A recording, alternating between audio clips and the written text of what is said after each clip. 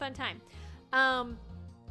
I accidentally moved forward ahead in the dialogue because it wouldn't let me save until I had gotten through some chatting. So these 3 lines with Francisca and Edgeworth are the ones that we have. Also, just for your reference, Tina, this is young Francisca. So if you want to change her voice up a little, you certainly can. But she is yours if you wish to voice her. I mean, why wouldn't I? Oh yeah. But yeah, so before we actually get started, let's do our typical intros. So Ben, if you want to start, introduce yourself to our chatters and potential YouTube watchers. Hello, YouTube. Shout out to YouTube. Mm-hmm. Hi, Squid I'm Ben, Game. also known as Nintendo Wiz. I do gaming Let's Plays and variety Twitch streams. Nice. Espurr? Heck yeah. I'm Espurr. I play videos game on Twitch. I do animations on YouTube. I blog on Tumblr. All that fun stuff. Yeah, all the things. And the best for last. Hi, I'm Tina. I'm a marshmallow on the internet that does things. I'm currently on the road to 100,000 subscribers, and we are currently 30,000 closer. Woohoo! Nice. Let's go. Nice. Awesome. All right. So, Tina, to get you up to speed, because you had to dip out early yesterday, there are 2 dead people on the floor. You can see them right there. We are currently... Why did the bodies hit the floor? I don't know. They allegedly killed each other. Yes, That's allegedly. And so we're doing some... Suicide. Yeah, we're doing some investigation. This is our first big case, Edgeworth's first big case that he was supposed to do on his own, and of course the prosecutor died. So he just met Gumshoe over there. We have Mr. McBad, behind me with his cool coat. Him! And Francisca and I are having a competition to see who can find the most evidence and basically You can solve the case first. right and Also, I'm just show now realizing honor. I know this is in the past, but I can't unsee Gumshoe's old trench coat. Yeah. It's interesting. It's so good. But yeah, so Francisca and I are having a competition to see who can be the best and who can do honor to the Von Karma name. Wait a second. Did you just say the best? Is he in this case? No. This is in the Dude, past. no. The best probably Dude, he I may miss have him. been he's like a small child right now. This is 7 Like years. 2 or something? Yeah, because this is 7 years prior, so he's probably 8 or so. Yeah. But yeah. All right. Anyway, Francisca, you are the first one where it looks like we now. All right. It looks like we. That's very high. Bad start. She is Well 12. done. I will say I she don't is have enough water. 13 years old, so she is pretty young, but that might be a little too There we young. go. Babu. Ababa. Shut up. That's too young, Francisca. That's too young. She Too young, fooey sweet Francisca. fooey foo. What voice is that? That's the baby Francisca. You fooey sweet fooey foo.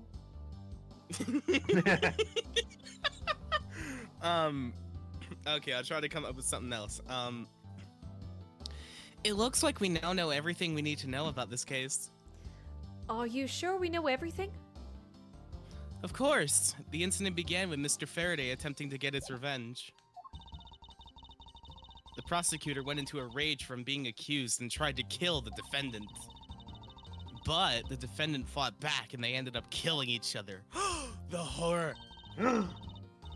It's all very clear and simple. There's absolutely no margin for doubt. Do you really believe that to be the truth? Ha! Are you saying that just because I figured out the truth before you? She's so cute. That you don't want to believe it's true? Nah. So cute. I love this design. It's alright. If you disagree with my argument, then prove me wrong. Well, if there are any contradictions to be found, that is. Don't worry, I will. All right. Oh, we're debating time. Oh, testimony. Debate time. Debate. I don't know. Mr. Faraday's death was instantaneous, while Mr. Rel, is that his name? Yes, Rel. Yeah, Mackerel. Mackerel. Oh, mackerel. Oh my god, it's like the fish. Like the fish. I'm just Yeah. Shu Takumi strikes again. Oh no, the Animal Crossing flashbacks are coming back to haunt me. Okay, anyway. From this, it is obvious that Mr. Faraday died after he shot Mr. Rel. And Mr. Rel, while on the brink of death, stole Mr. Faraday's knife and stabbed him. Oh. That was a little horse. Those are the facts of this case. No, this is a little horse. Me. Shut up. You're a little horse, technically. True. I mean, yeah, technically, look how tiny I am at the bottom. You are very tiny. All right. Mr. Faraday's death was instantaneous. Therefore, he must have attacked first. Proving that logic to be false is probably the fastest way to show her that she's wrong. In that case, I should first look for any holes in her theory. Holes. I don't even get to whip you? No, you don't have. You have a little. That's not a whip, little yeah. Cattle prod, or it's like a horse, like a Riding crop. jockey Yeah, it's riding like a- crop. some sort of- yeah. like a Some riding sort of crop. Yeah. some sort of long ruler or something. I'm gonna press this. Mr. Faraday shot Mr. Rel before he died. Do you have any basis for that statement? Your foolishness has no end, does it? Now, I hate to repeat myself, however, Mr. Faraday died instantaneously. That's all the basis you need. All right, so if Mr. Faraday died instantaneously, then he must have attacked Mr. Rel before being stabbed. You're finally beginning to catch on, I see. Sorry, I don't know what kind of frog went into my throat for a second. So you believe that the dying Mr. Rel stole the knife from Mr. Faraday? Mr. Rel became desperate as he did not want to die. Human beings can do amazing things when they're put to the test. So, the two men struggled. And in the end, Mr. Rel was able to grab the knife and stab Mr. Faraday. The messy condition of this room is a testament to their struggle. Yes, my logic is perfectly sound. Can you really say that it's perfect? What are you insinuating? Nothing. However, I can't let what you said slide by without further inquiry. One must be clear and precise. So if you could append that statement to your testimony.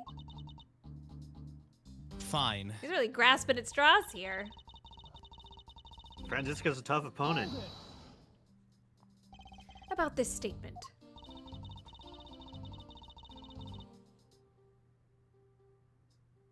Tina? There we go. My mic died for a second. Oh, no We're good. worries. Mr. Rel used all of his remaining strength to take the knife and defend himself. One can easily see that they had a violent struggle. Of course, it's nothing compared to what my riding crop Hey, can look, do. she just Riding said what it crop, was. That's what it is.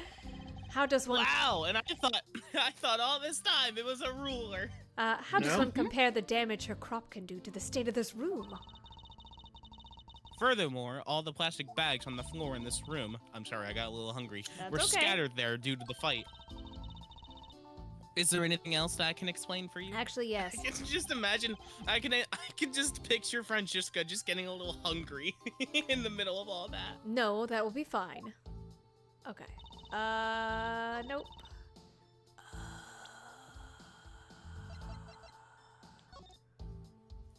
We didn't really look at this, did we? Blood. This blood here is from Mr. Faraday, but there are no other clues to be found, which begs the question. Do I need to put this bag inside another bag in order to preserve it as evidence? Okay. Well, you got plastic bags and spades here, so... Oh yeah, the pin. Do you ever feel like a plastic bag? No, man. Okay. Ooh! Since Oh. Mr. Faraday was in the habit of using a very nice fountain pens. Oh, gumshoe. That's the total opposite of me. I don't get these things at all. Huh, Well, I think the pencil behind your ears. Oh, Edgeworth? I think the pencil behind your ear suits you just fine. Really? Oh, you think so, pal? Oh man, I knew it was worth something. Aw. Aw, That Bat wasn't Wingum exactly a meeting. compliment, Detective. I was trying. Oh, never mind. I take it back. This looks like a quality nib. Hey, let me test it out, pal. Oh, this is really. Yeah, I got ink all over my hand. Detective Gumshoe, don't ever play with the evidence like that again. Okay. Found in Rel's hand. Trying to counterattack Mr. Faraday. Okay, let's look at. We didn't look at this. Autopsy. Discovered immediately after a gunshot was heard. Faraday died of knife stab to chest. Shock from stabbing, instantaneous death. Rel died of bullet wound. No gunpowder burn. Suggested he was shot from a few yards away. There you go. So that should be what we can say. Because he must have been shot from a few yards away. Well, that does line up, though. No, because what she's saying is she's saying that he pulled the knife from him after he was shot. But if he was shot from a few, yards away, I don't know how he would... Oops.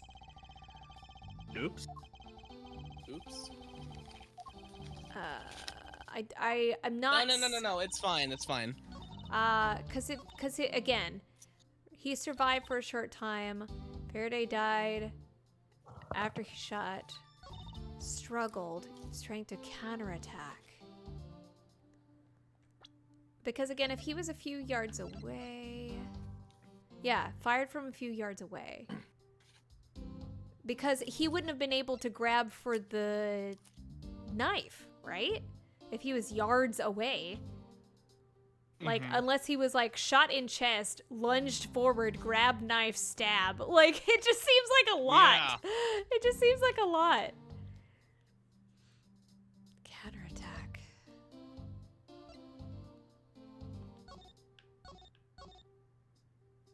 I stand by what I said earlier. These nacho fries are addicting. And also, he's laying on top of him. So that would indicate that Rel died first, right? Because Rel died, no gunpowder, a few yards away. Faraday died of instantaneous, because if he died instantaneously, he would have fallen on Rel, right? Yeah. Because why would Rel be underneath him? I'm gonna present that. Ah, dang it. I regret to inform you that you're thinking a bit too far ahead. Dang it. Every time. Oh, dang it. What do I need? What do I need to present first? Present something else first. Okay. Am I presenting the knife first? I think you've skipped over one piece of evidence. They haven't really looked at again. Oh, the incident? No. The testimony? No. They didn't hear a sign of a struggle. Gumshoe! Rick. If the two men were fighting, their struggle would have surely caused quite a bit of noise. However, Detective Gumshoe testified that he heard absolutely nothing. Ha! You place too much faith in that detective's testimony, you know? I mean, I gotta use what clues I got, Francisco. But for the sake of argument, let's say there wasn't a fight. How then did Mr. Rel get his hands on the knife? Mr. Faraday's bag was sitting right here in the lobby, number 2. It is not hard to imagine that perhaps Mr. Rel saw a chance and took it at some point. Many dots. So, Francisco. Sorry. Excuse me. Wasn't very ladylike. Yeah, that's what I was gonna say. So, what you're saying is this.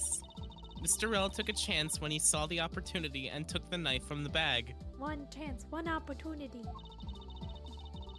And then Mr. Faraday shot Mr. Rel after being stabbed.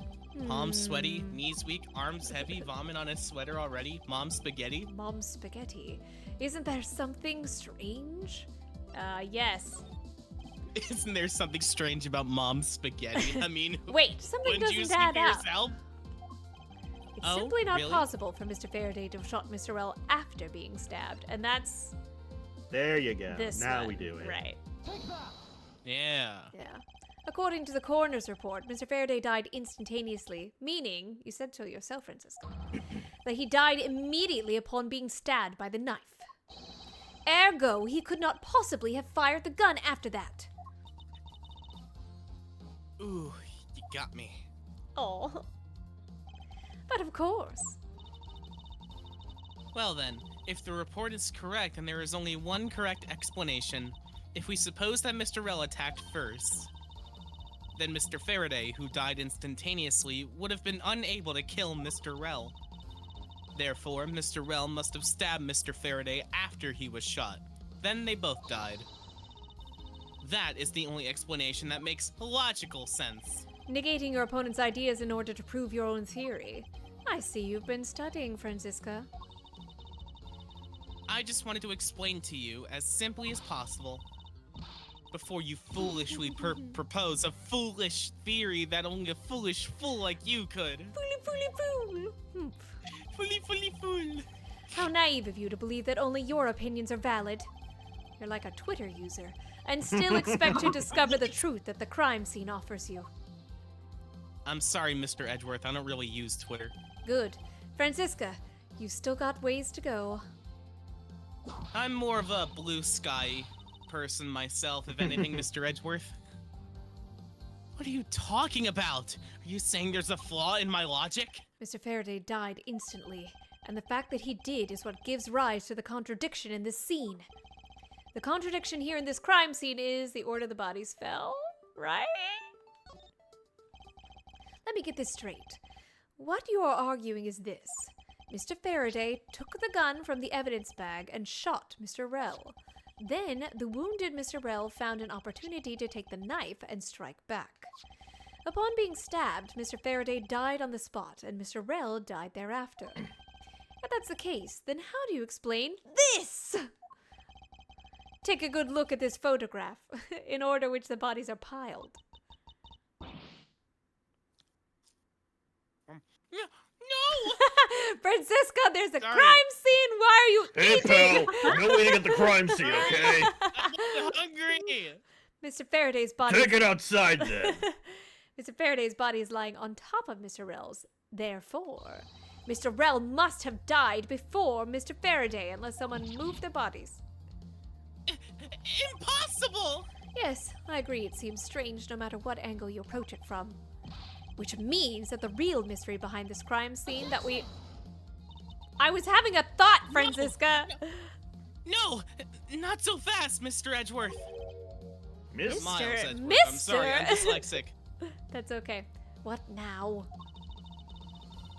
I simply think that you ought to think a bit more outside the box. And that it's even clearer now that the incident started with Mr. Faraday's murderous intent. What? She sure bounced back quickly. An explanation won't be enough this time. It's going to take some very decisive evidence to prove her wrong. Oh, lordy Lou. What happened to Electric Boogaloo? It was just chance that Mr. Faraday's body fell on top of Mr. Rell's. What? Did I read something wrong? No, her argument is not very strong. She's like, it was just a chance. I was like, It wow. just happened. Just no, you're the foolish fool. Yeah, go ahead. The two bodies fell into a pile. Set the bodies at the floor! I mean, why did the bodies hit the floor? Which indicates that they attacked each other at the same time. It really doesn't matter in the slightest that they fell in the opposite order. It does because one of them was still alive for a short time. I just know that Francesca's explanation isn't absolutely correct. All I have to do is find a hole in her logic. Again, once I do, I can then present her with the... take that! With the evidence that proves the contradiction. Objection. Okay. Just chance. Come on, Francisca. Chance It just butt. happened. What do you mean by they attacked each other at the same time? He's so creepy. I assume he does. I assume Mr. Faraday had the two different weapons in his hands. I'm sorry, Kay. Your dad's weird. What? Kay's not even here. He made to attack Mr. Rel while holding both the knife and revolver, and then, after Mr. Faraday fired the gun, Mr. Rel grabbed the knife as he was falling and stabbed Mr. Faraday. Wow, he must be very good at stabbing. That is how Mr. Rel wound up on the bottom of with Mr. Faraday on top. At close range, that is more than possible. At close range, you say? At close range. Can you add that to your testimony? Yes, it's possible, but Well, if you have other ideas, then show me what you've got. oh, I will. And to that extent, I'd like you to append. Yeah, I'd like you to append what you just said Oh in my your God! testimony. Miles, I'm gonna whip you. Too bad. Get better arguments. I don't see any point to that, but as you please.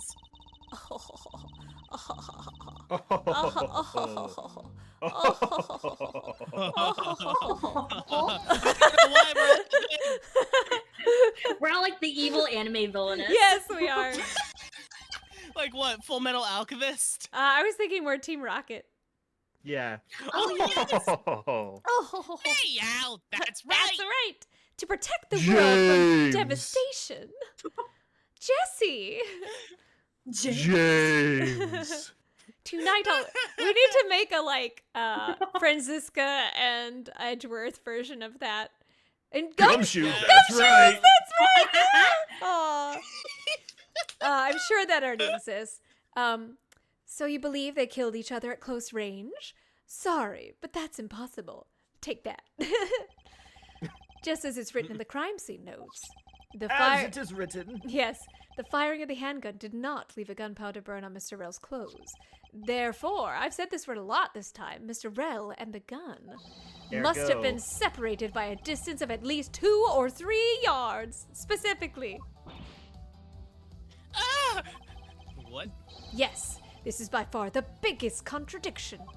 The two bodies were piled on top of each other, yet the gun was fired from a distance, and with there being no chance that Mr. Rel moved that far after being shot, that leaves only one plausible explanation.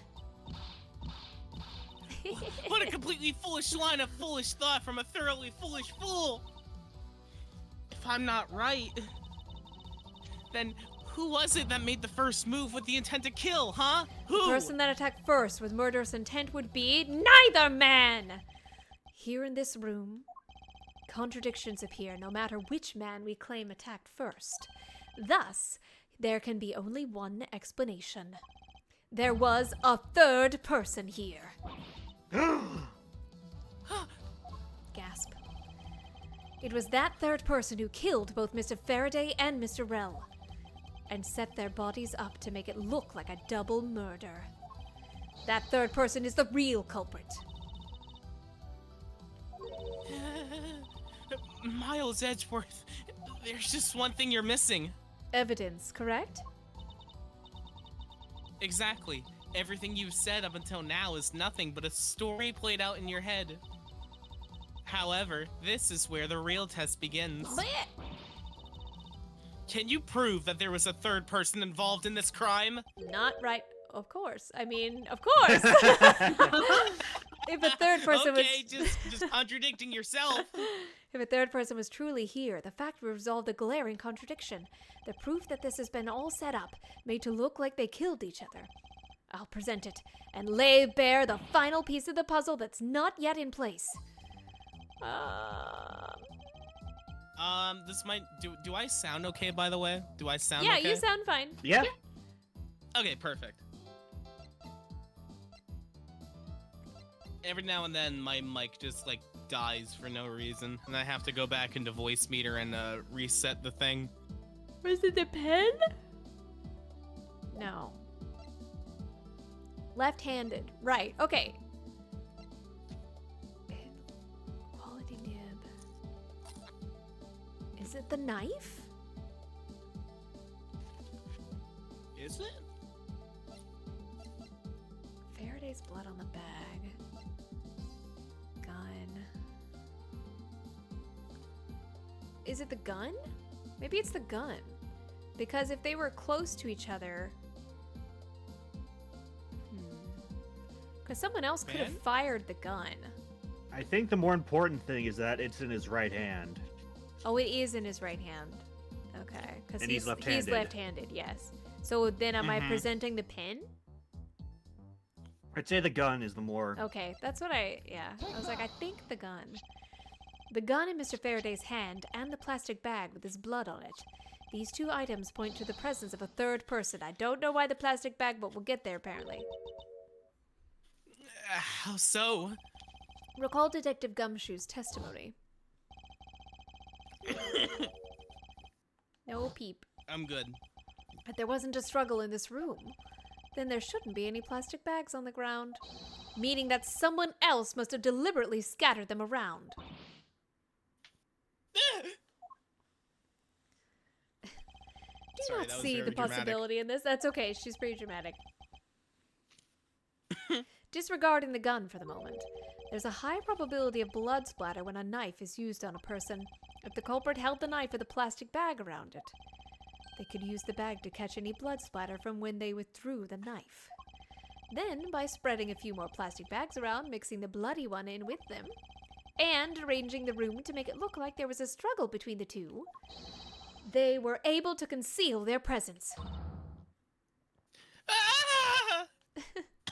Ow. I win. That one really hurt my throat. Oh no, don't hurt your throat. Yeah, you win, but at what cost? Looks like we still got a long way to go in this investigation. Yes. Objection. Ooh, I didn't know she had one of those.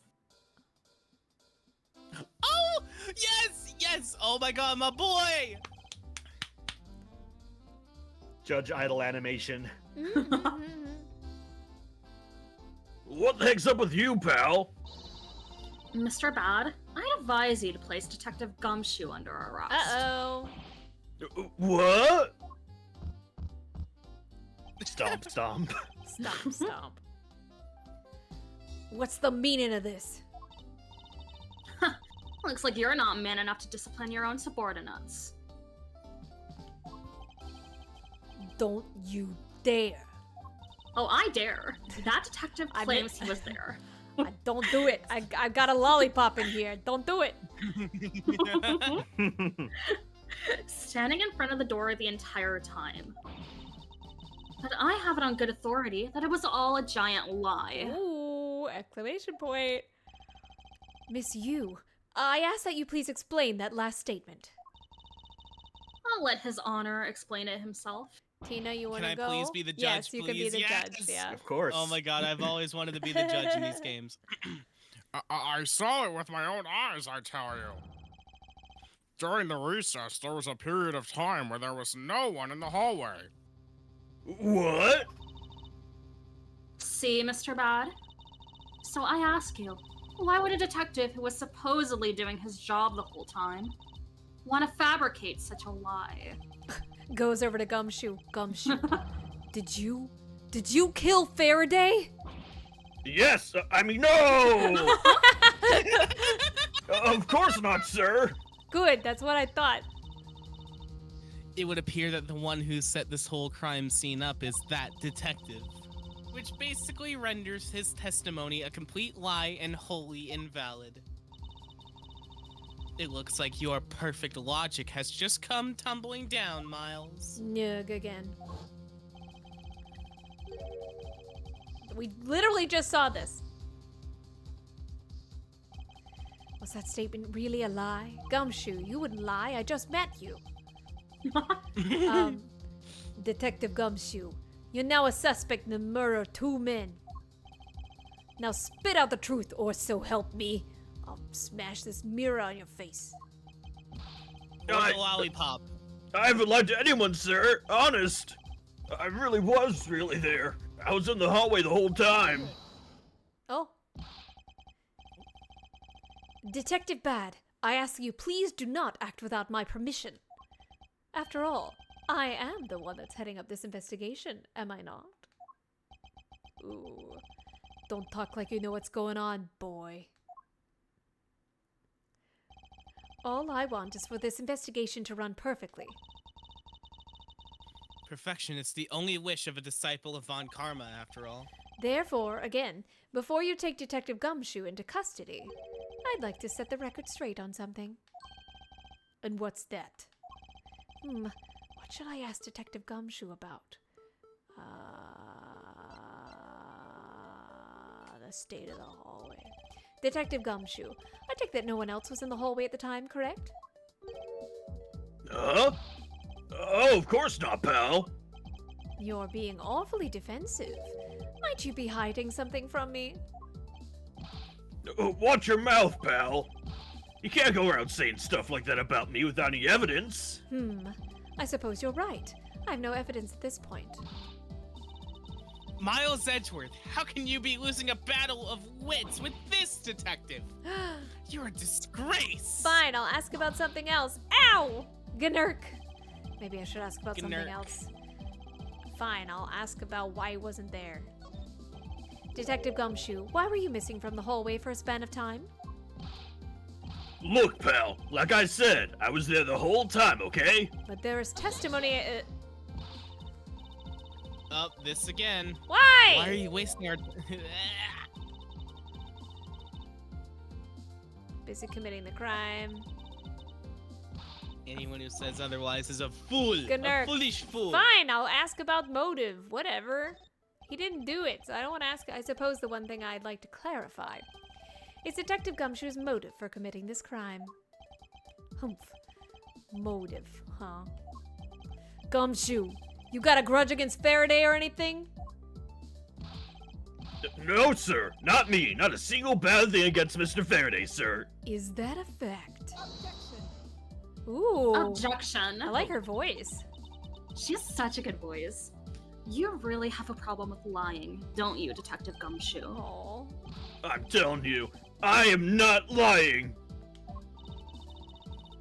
The more unnatural you act, the more suspicious you become, you know. If you want a motive, Edgeworth, I have one for you right here. Liar says what? What? Could you please? Well, now we have another contradiction. Two liars! Could you please share it with us? However, be forewarned that I won't hesitate to object to flights of fancy. Because all I'm interested in is the perfect explanation. The only flight I'm part of is the flight attendant's room. See, that was a joke. So funny. Remember the flight attendant's room? I It's don't. all That was coming in the back future. again. That was in the future. You're serious, aren't you?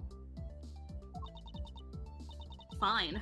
You amuse me. So I'll humor you with a little courtroom practice. Why does she remind me of Phoenix Wright? Blue? Blue. Defense attorney? That man? I don't know. I got nothing. It was about a week ago. I saw the detective get chewed out by a livid Faraday in front of the precinct. Ooh. What?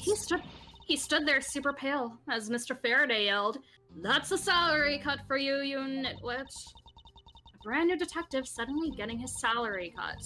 That's reason enough for a grudge. Oh. Well, how's that for the perfect explanation? Didn't we already establish that that's kind of like an inside joke? You totally misunderstand me, pal. The salary cut? Yeah. No, it's real.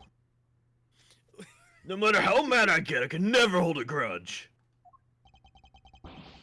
Quiet. We can't trust anything you say. Sir.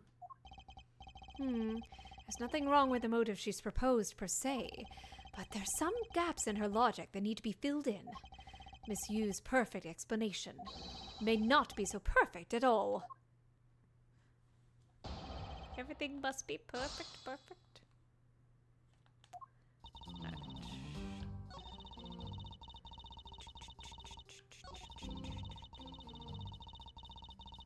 Tell me more.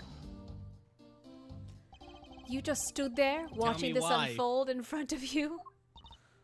Yeah, I have to say it was really enjoyable too. Weirdo. Well, that's why when I saw who are you calling a weirdo? Prosecutor. That's why when I saw Detective Gumshoe earlier, I knew to steer clear of him. No way. I thought it was because I had something stuck in my face. Oh, well, that too. But you do. Huh? What I got stuck in my face? Let's start with your eyes, nose, mouth. Oh, and those ridiculous eyebrows. I think they're charming. Huh?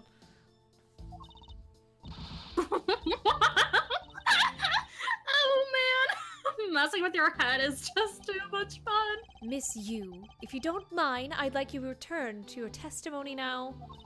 Aw, you miss me? That's nice. Sure, why not?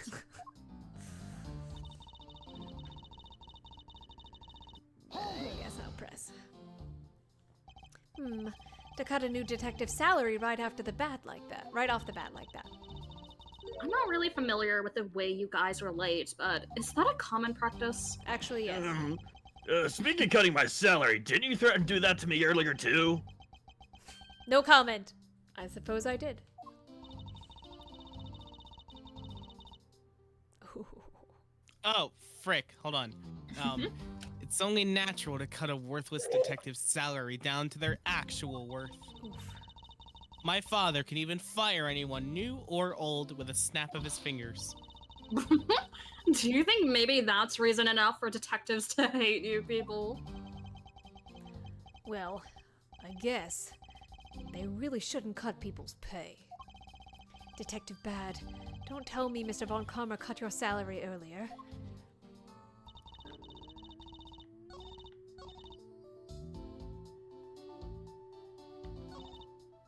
Hold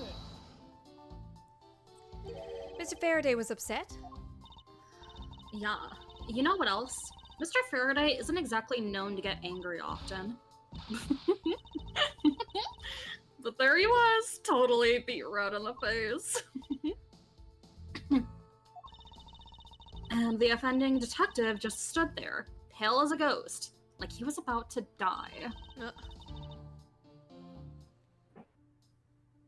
Oh, frick. Sorry. I was just checking things.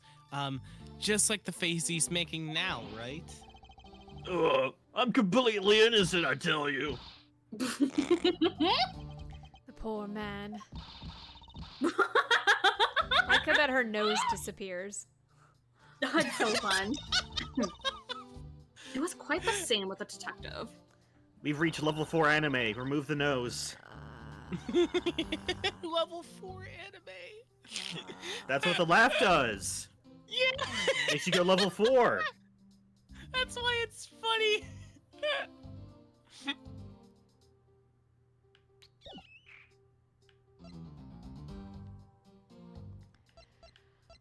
But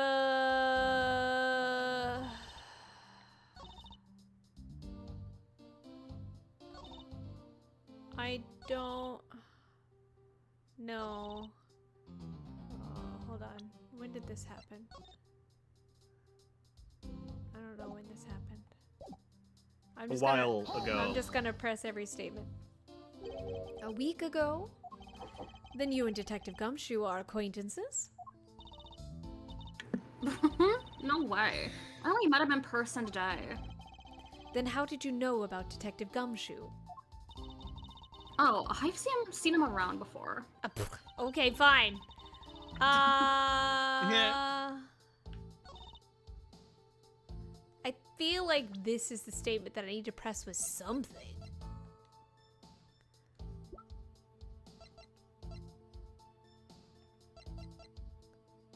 First crime scene. I can't present profiles, though, I don't think. Yeah, you can't. Not in this game.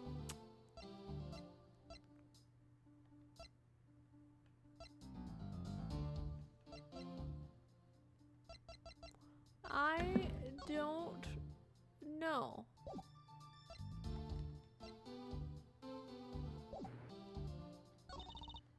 I'm just gonna press everything.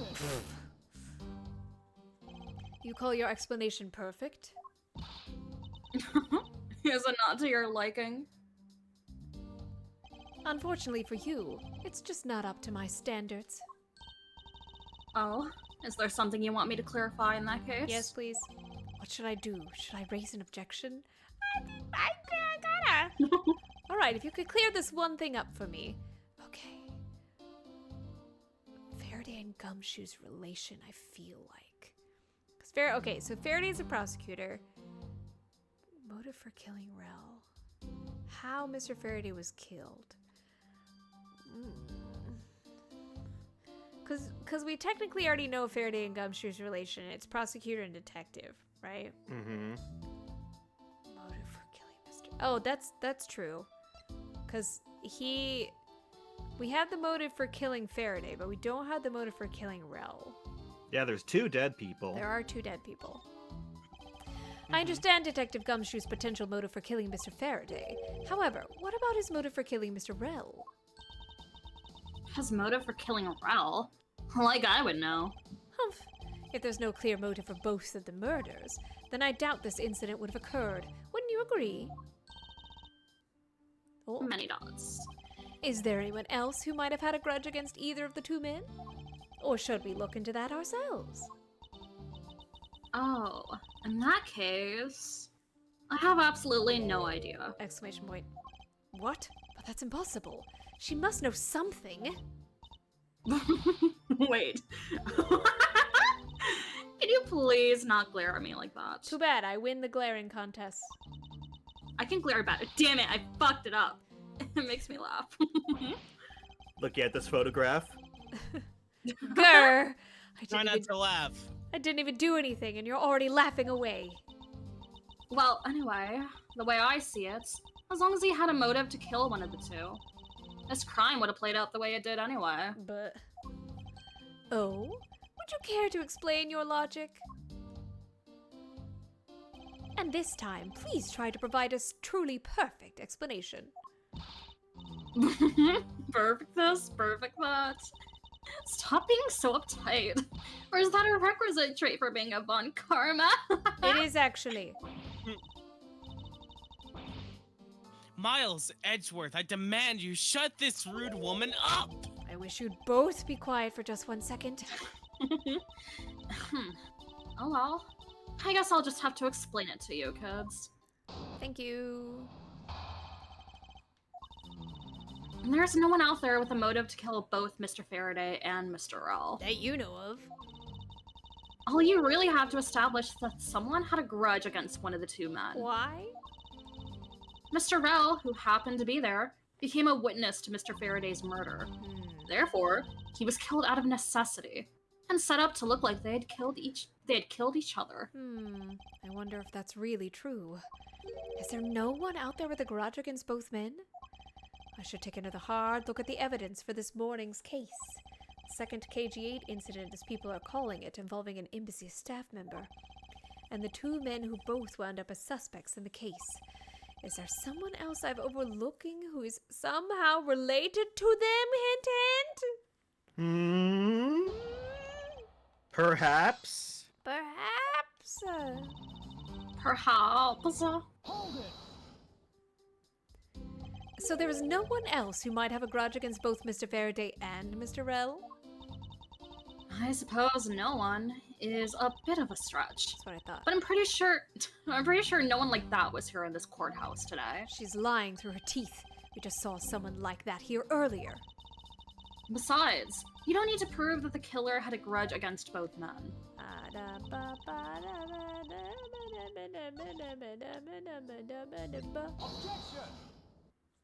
I win. Miss Yu, I believe there's someone you overlooked in making your statement. Or rather, is it because you'd rather not bring this person up? Many dots. What do you mean? We are looking for someone with a reason to kill both Mr. Faraday and Mr. Rell. I can think of at least one person that fits the bill. He was the suspect in the original KG-8 incident. And a member of the Kodaffian embassy staff, Mr. Manny Cochin. Exclamation point. That's right. The very man who came to visit you earlier in the hallway. Many dots. Ooh. The man who killed a member of the Kodaffian embassy staff, Mr. Rell. And the man who was the lead prosecutor for the KG-8 incident, Mr. Faraday. Are you telling me that Mr. Cochin had no reason at all to kill both of these men? Well, I suppose he might have a reason or two. But... You're covered for me, pal. I did it to know the truth. Not for you. Maybe you're not such a bad guy after all. Don't get ahead of yourself. You're still a suspect. Make no mistake about that. The perfect evidence, the perfect testimony, these are the only things I wish to hold. I'm so pompous. But I didn't do it. I didn't do it. Humph. You will stay under my authority and go investigate Mr. Manny Cochin for me. And remember, I will not be very forgiving. You want to investigate Cochin? You'll just be wasting your time. And why is that? Cochin was up in the viewing gallery, watching the trial. Or so I was told. Every cop in this place has been keeping an eye out on the guy since he arrived. Oh, then the only real suspect we have is still Detective Gumshoe. Francisca, I'm going to need you to take this seriously. This is a 2 men a day. I am trying, but ADHD moments. I suppose so. No way. Come on, Detective Bad. You gotta believe me, sir. I really was in that hallway the whole time, sir. I never took a single step to this room, sir. Wait, didn't we make a joke last time about like Gumshoe being a Pokemon, and it's like only thing he could say is "sir"? Oh, I don't know. Yeah, something like that.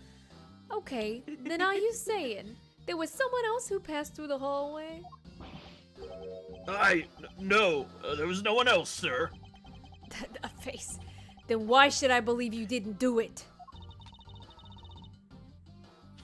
That is one incredibly foolish detective, standing right in front of a crime scene all by himself. It's as good as a confession of guilt. I have to admit, it's a bit strange. Most criminals will fabricate some sort of lie to escape their crimes, and if that detective really wanted to prove that he's innocent, you'd think he would at the very least offer up a spaced out while on duty or the like. Come on, Gumshoe. Time for your interrogation. Oh, Detective Bad. There he goes. Oh. Poor Gumshoe. There he go. There he go. The judge is still very angry. Miles Edgeworth, I will go on ahead and report this to Papa. And that, as they say, is that. Right, everyone? I don't even know why I'm still here.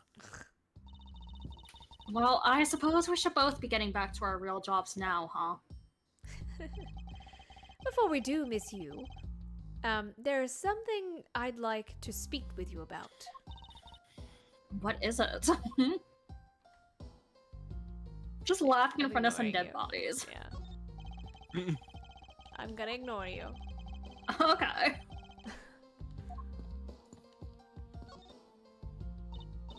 So, what did you want to ask me about?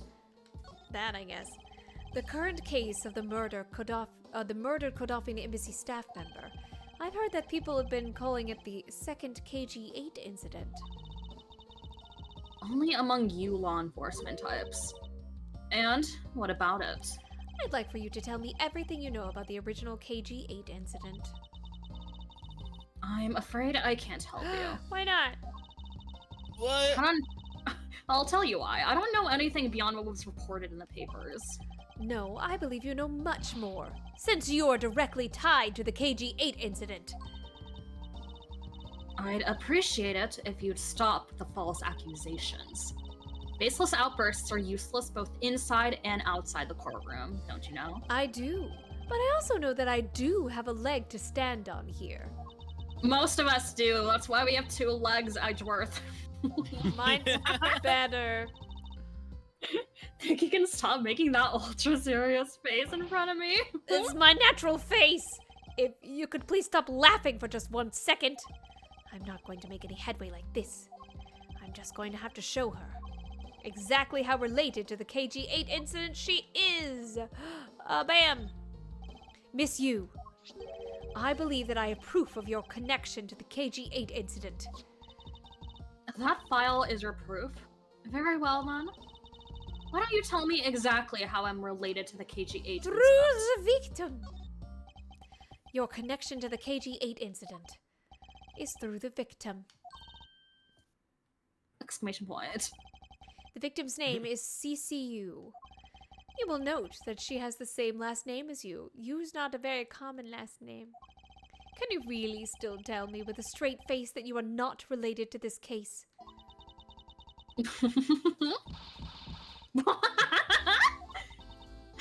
Sorry, but we're not related. W- Just kidding. You asked that question with such a serious look on your face. But I couldn't help but. What an asshole. Miss Yu, I ask that you please tell me the truth.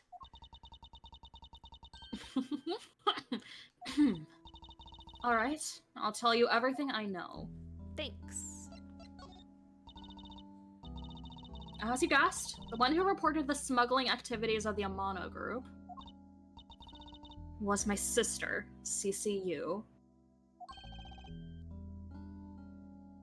As I thought. And she was killed right before she was to testify at the impending trial. Oh. By Manny Cochin. But because he was tried once, Which is still such a really stupid rule to me. and was acquitted, he gets to live out the rest of his cushy life, completely carefree. And all because of a lack of evidence. No, I heard that the evidence to convict him did exist. Oh. What? I heard it from Mr. Faraday himself after Mr. Cochin's trial was over. Apparently, a man in black made off with the most important piece of evidence. Ooh. Then the evidence had been tampered with? Isn't it just like a criminal to do something like that? The smuggling ring being run out of the Amano group by one of its secretaries. They bailed Mr. Cochin out. Turns out, they were in league with each other all along. How big was that smuggling ring? Was it a large operation? Like as big as a Wendy's, maybe bigger. mean, I don't that's really fairly know, though. big. Wendy's, depending on the Wendy's, that can be fairly big. Which is why I wanted to become the lead defense. On this case that people are calling the second KG-8 incident. Oh. But I haven't learned anything new at all. I was probably expecting too much, I know. You mean you think this case has nothing to do with the smuggling ring? I don't know what to think.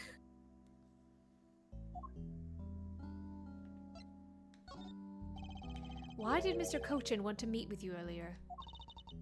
Actually, he came to watch the trial. Oh.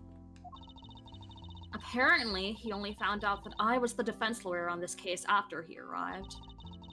He figured he should say hi. And one other thing. I mean, he killed your sister, so I mean, He did do that, that is correct. It's only polite of him to say hi. No, of course. Looks like you couldn't resolve anything this time either.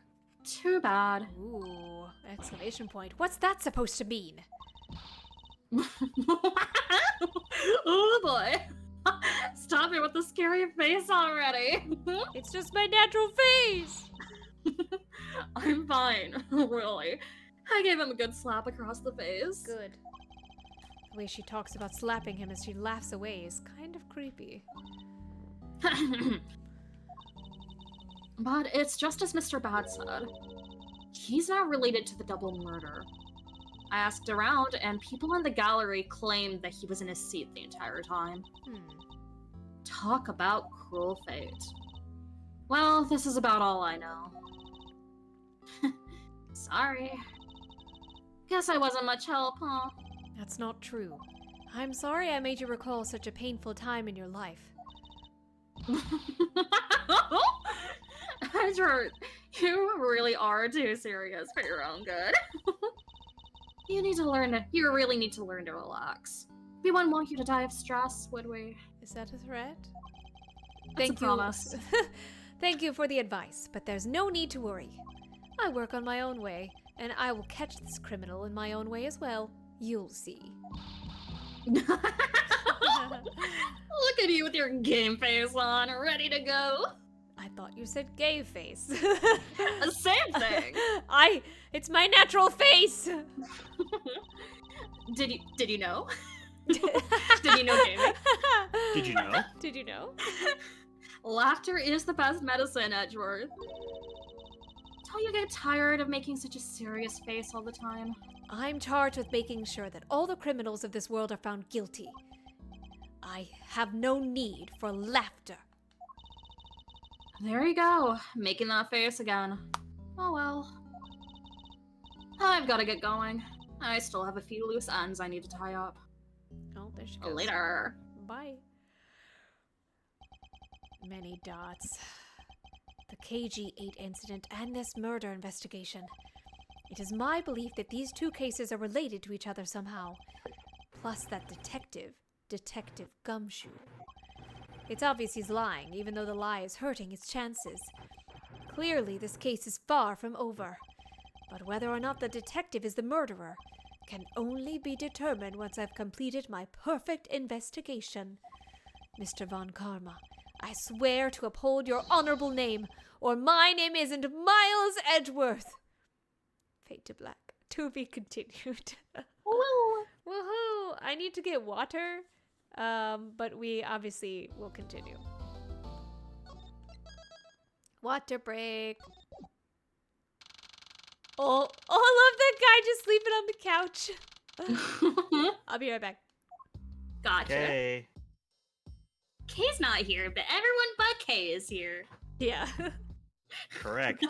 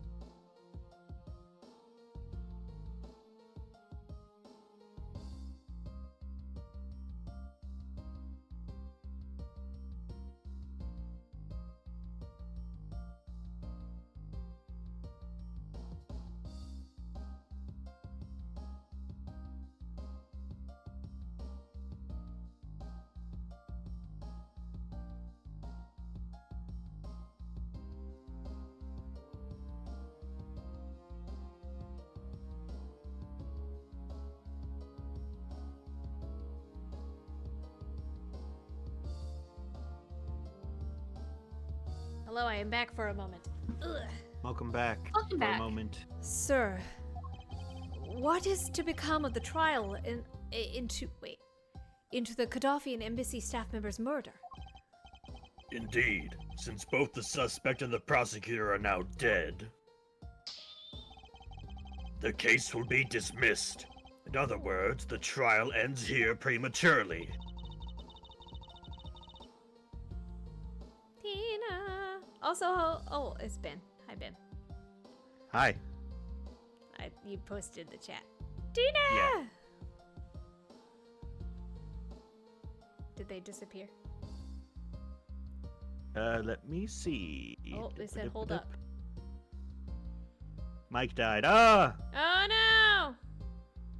Oh wait, no, that was a while ago. Whoops. Oh, perfect. Espurr shared. Apparently, I was like, clearly the Team Rocket must exist. Yeah. Yeah. There you go. And there's even like a part where it's like Gumshoe's Meowth too. Like Yep. it's perfect. I It's knew so it. good. I knew it. For now, Tina, actually, let me go get my food is being cooked, so I will go get to my food, and hopefully your mic will be fixed. Bro, that food is so cooked.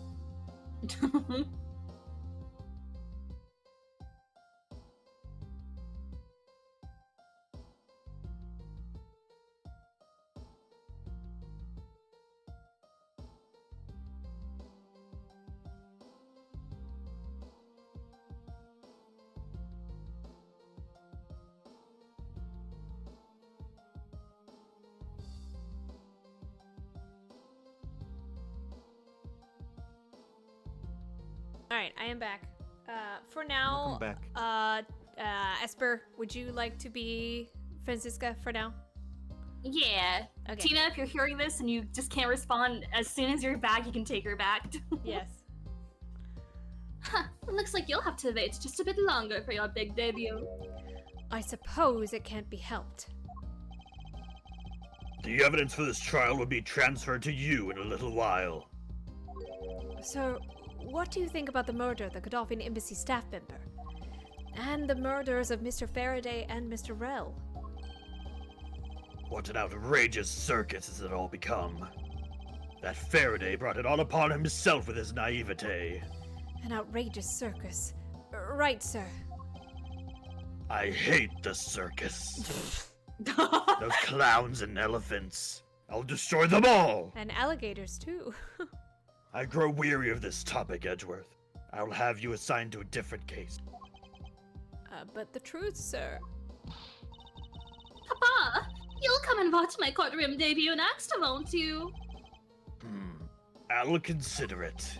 Sir, if I may, please allow me to continue with my investigation. Whatever for. I know that there's already a suspect in the murder of Mr. Faraday and Mr. Rell. However, there's not enough evidence to prove that it was he who committed the crime. I'd like to continue investigating in order to find the perfect proof of his guilt. The perfect proof? Don't make me laugh. Oh. A worthless person like you has no right to claim such a thing as perfection. That's not very nice. I am sad. Oh, that wasn't very nice. Papa, who do you think is the real culprit behind these murders? Thanks, Francisco. Miles and I, they're competing to see who can find the real killer first. Plus, being able to investigate a real crime scene is a really rare opportunity. It would give us some real-life experience, wouldn't you agree? If you want to investigate this case that much, then do as you wish. Then you're allowing us to continue? In court, your top priority is to win. And a solid investigation is one of the keys to winning. We have to make sure you become recognized as a first-rate prosecutor, don't we? It wouldn't be very interesting otherwise. Ooh. I'm returning home now. Okay, pick up some donuts on the way back. Fine. But not for you. Edgeworth, Franziska, see to it I'm not disturbed, save for the results of your competition. Yes, sir. Of course, Papa. Franziska. Thank you. What are you thanking me for? Your logic earlier was built on that scruffy detective's lie. That means that the competition is still on. Yes, just as you wished. I couldn't let you get off so easily. Now then, let's see how well you fare on the investigation from here. Miles Edgeworth. I know I don't have enough information yet, so my first order of business will be to question anyone involved with this case. Especially this guy. Yes, sir. Nothing reports, sir. Is there no one who will make this man take responsibility for his actions on the job? He's so upset. Looks like we have no choice but report this to Papa. Then this guard can have fun in a Viking nightmare after being awakened from his dream. Thank you for the hydrate. I'm back. I am so sorry. Oh, you're there! Welcome back. I'm sorry. That's Yeah, okay. no problem. Actually, let's not. I kind of feel sorry for him now. Alright. Hello. Actually, I'm gonna talk to all of them. Wow! This thing is so incredibly detailed! My inner modeling fanboy is impressed! I'm not exactly a fan of plastic models per se, unless it's the steel samurai. But even I can sense the superb quality of this model. I simply cannot comprehend how that man can feel so much love for such a trifle. I see. I definitely was not thinking about how much I also love it. What is this? A courtroom for ants? What a You're disgrace. a disciple of my father. So you would do well to guard yourself against an interest in such unproductive things. Yes, perhaps I should take up whipping people like the young lady over here. Hello. I can't stop the water, sir. It seems that the man who was here earlier broke it by drinking from it too much. Bunch of fools who pretended to not see the foolishly foolish actions of a foolish fool. Well then, why don't you lend the officer a hand? As if I should have anything to do with this. Besides, that water-drinking fool's mouth is the thing that officers should be covering. Let's give that officer a description of the water guzzler later. What the hell is that The word? water guzzler. She seems to have quite the grudge. Sounds to me like someone wanted to drink. Alright. Hello, again. I know I just talked to you, but apparently we're talking again. Miss you. Hey, what's up? Oh, it's you, Edgeworth. And who are you? Wait, you were at the crime scene just now, weren't you? You should be disbarred for not knowing who I am. I am Franziska von Karma, and I'm about to become the successor to the family name. About to? I guess that means that for now, you're still just another kid. In which case, it's only natural that I didn't know who you are. What?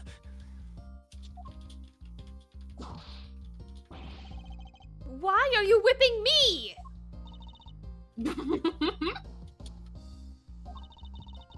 Anyway, it looks like they're planning to hold the evidence a bit longer. If there's one thing I can't stand, it's waiting. I'm terribly sorry, but I have a few more questions to ask of you. Again? Alright. I'm sorry. Apparently I have questions. Look at you. Eyebrows scrunched with lines on your forehead. Aw. That's my I'm not to ask of you. What exactly is so funny? Okay, I just said it, but I guess I'll say it again. Sorry. I'm just bad at dealing with a super serious atmosphere. Apparently they failed to teach you proper behavior at a crime scene in law school. I feel much better now. So, what is it you want to talk about? I'd like to inquire as to where you were at the time of the murder. We were in defendant lobby number 1 the whole time, up until we heard the gunshot.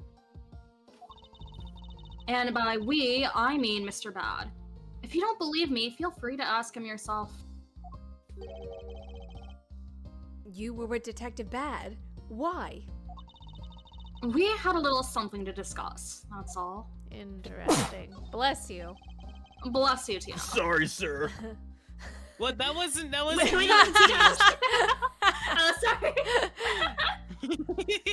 That was a really good impression of Tina, Ben. That was a really good Tina It Snape was. impression, Ben. I have a doppelganger. Let's go. So I take it that you're acquaintances with Detective Bad? Yeah, he was the detective in charge of the KG8 incident. Detective Bad is also related to that incident?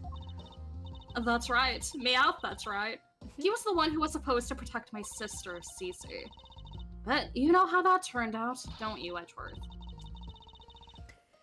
Miles Edgeworth, I have no idea what you two are talking about. Nothing unusual there. I've heard of the KG-8 incident from my papa, but how does that case relate to you, Miss Yu? The victim of that case, CCU, was my little sister.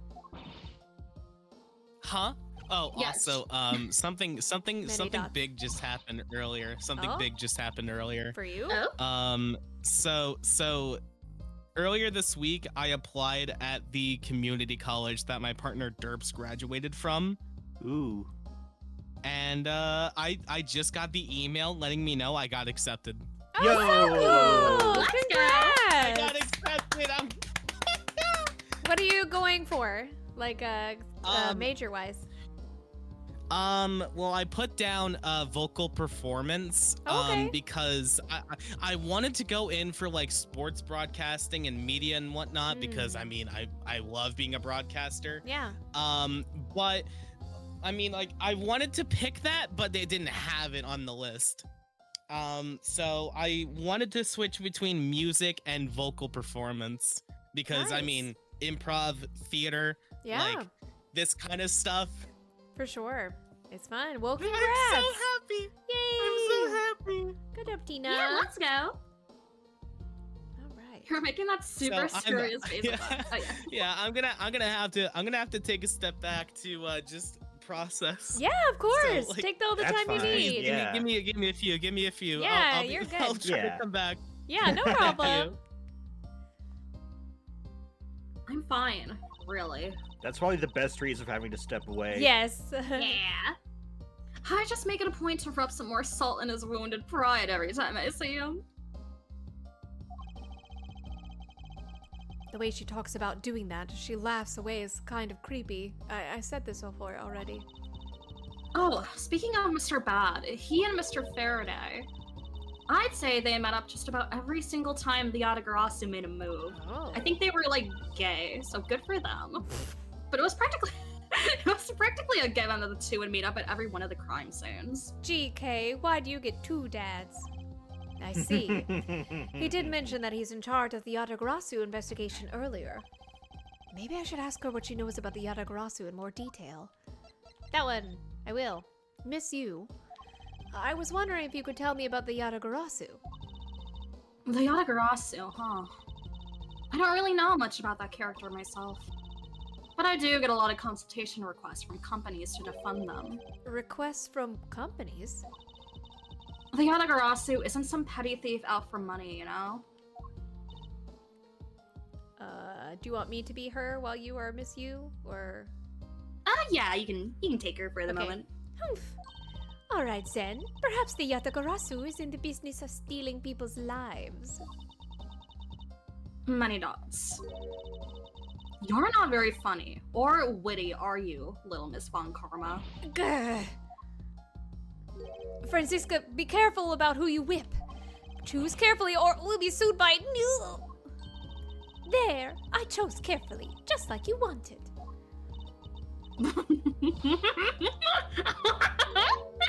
What's so funny?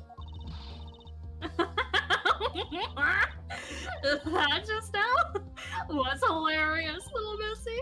Humph, of course it was. What's wrong with these two women? Why does my pain give them delight? And, so in the end, what is the Yatagarasu? I have to say, I've never heard of this thief when I was in Germany. The Yatagarasu deals in information. Namely, in digging out dirt about backroom dealings and the like of companies. The Yatagarasu is a vigilante who steals such info, and then makes it public for all to see. Humph, vigilante or not, this person sounds like just another criminal to me. I don't know why I have a Spanish accent. I can't do German. You have to be perfect in every accent, so now you just gotta do every accent now. I suppose you could put it that way too.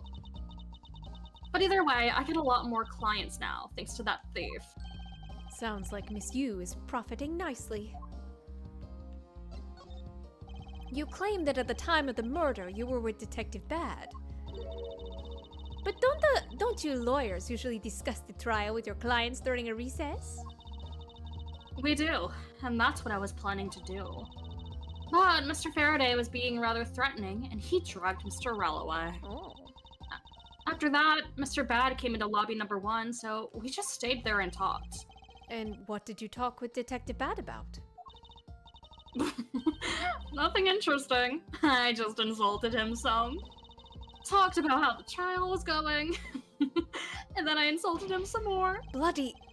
When she's not laughing, her mouth seemingly spews nothing but insults.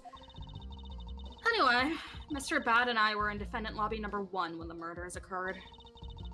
So I really can't tell you anything about the hallway or lobby number 2. I see. That was dumb. I'd like to ask you a few questions about your client, Mr. Macrell. Now, your client first claimed to be the Yagutarasu, is that correct? Yeah. Once I heard that it was the Yatagarasu that had made off with the evidence from KG8, I began to ask Mr. Rell all sorts of questions. But to no avail. Turns out, Mr. Rell was not the Yatagarasu. He had just made that up. He made it up? People do that?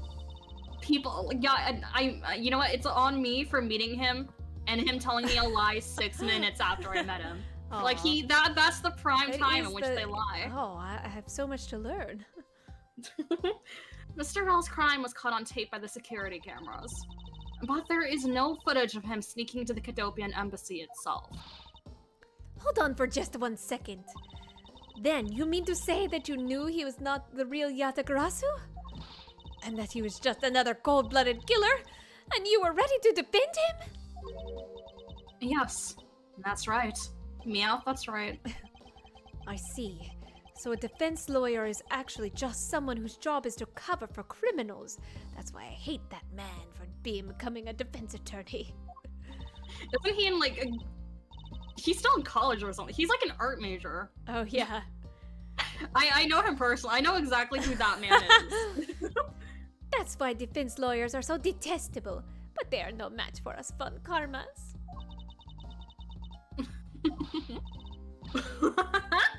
I don't believe it! You're serious! Why don't you save that face for something really worth being serious about? And Edgeworth, do you remember what I said earlier? What exactly? I have my own agenda. I'm still on the hunt for leads regarding the KG8 incident, alright?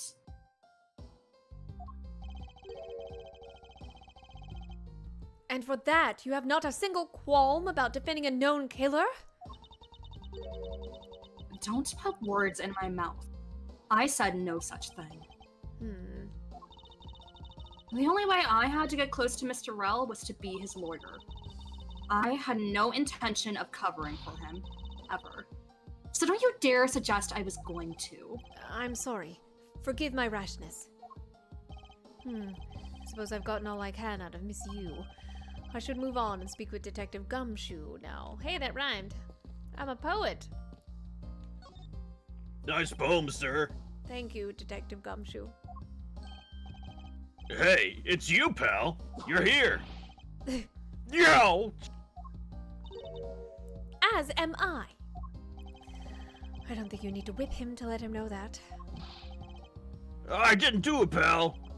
I swear on my honor as detective. I really didn't. Your words are useless. I place my trust only in the evidence, detective. Once the investigation is fully over, and should we find out that you are the killer, there will be no mercy to be had for you. Have a heart, pal. But you're not worried, right? After all, you have nothing to worry about if you really are innocent, that is. That's right. Hey, pal, go and do your perfect investigation and get the real killer for me, will ya? I would have done so, even had you not requested me to, detective. I'm not doing it because I like you, baka. So you and your Mr. Faraday. You and Mr. Faraday had a small meeting last week, did you? And what exactly did you do to make him so angry? I just asked Detective Bad the same thing myself, pal. Turns out he was mad at me because on my very first day as a detective, I reported my usual post instead of the criminal affairs department. But By the time I got down to criminal affairs, I was really late. And that's when he gave me that huge speech. I remember doing the same exact thing in elementary school. She's French now. On the first day of school every year, I always wind up going to my old classroom. How pathetic for the detective to be comparable to a mere school child. You claim to be standing guard in front of the door to lobby number 2 during the recess. However, when did you receive the did you receive the order to do so, and from whom? Early at around 3:20, and from Detective Bad, pal. Today's child took a really crazy turn, so I was told to make sure nothing happened to Mr. Faraday. And yet, something did happen to him, no? It looks like it was a total waste of manpower to assign you to guard duty. Oh, your words sting worse than your whip, pal. We shall see about that. So it was Detective Bad who ordered him to stand guard, huh? Now then, Detective Gumshoe. Is there anything else you'd like to tell me? Nope, not a thing, pal. In that case, allow us to take a look at what you are carrying on your personage. Rifles around. Wait, you can't do that. You have to ask for consent, Francesca. There's nothing of any particular value here. Well, my handcuffs and my badge were confiscated by Detective Bad, so, you know. And what is that open envelope I see sticking out of your coat pocket? Yoinks.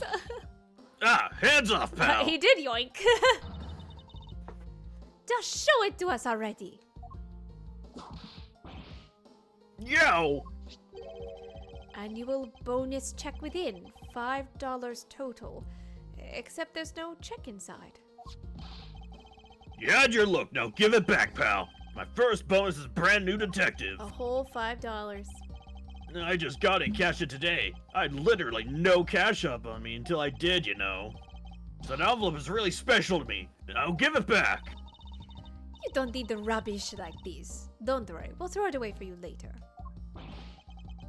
Oh, how could you? Oh, he's just stole it. Oh. I'm sorry, but I need to take him in for questioning now. I think I've asked him just about everything I needed to. No, wait. Since he became a suspect, there is one piece of evidence I should reconfirm. Officer, I ask that you wait a second. I still have one thing I'd like to reconfirm with Detective Gumshoe. Understood, but please make it brief, sir. Okay. I want to hear it from the horse's mouth. Gumshoe, your horse now. I must confirm whether or not his testimony about when the crime occurred is the truth. Nay. Is this real? You told me earlier that you heard no sound other than the gunshot out in the hallway. Is that correct? No mistake about it, pal.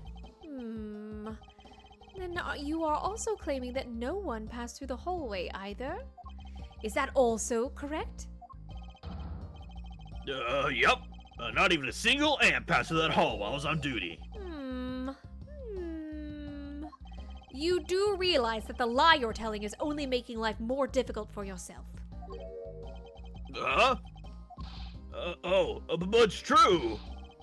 I didn't see anyone go through the hallway. I didn't hear anything else, pal. I bet the killer found a way to kill the two guys that's beyond what even I can imagine. So he intends to continue telling this ridiculous lie. But why would he do so, given the situation he's in? I believe a thorough investigation of the hallway in front of the defendant's lobby is in order. Investigation time. Oh! Who dat? Sneak, sneak, sneak, sneak. Sneak attack. You! Andrew! Oh, he looks so sad. Oh. How could you have not noticed that coming? My kneecaps. Wasn't that the child I changed money for earlier? Wow, way to thank me, kid. Thanks. I'm thinking in a flashback. Kids can sometimes be so cruel. It looked like she dropped something. Yay, that's mine now, kid. Maybe we Yummy. should show the rest the girl. She might turn out to be a valuable lead. I believe some sort of punishment may need to be dealt the next time we meet. Ugh, I believe I've asked all I needed to of this man. Now for Detective Bad and the judge. We have to confirm who is correct, the judge or that scruff face, right? I suppose we should inspect the hallway in front of lobby number 2 next then. I suppose so.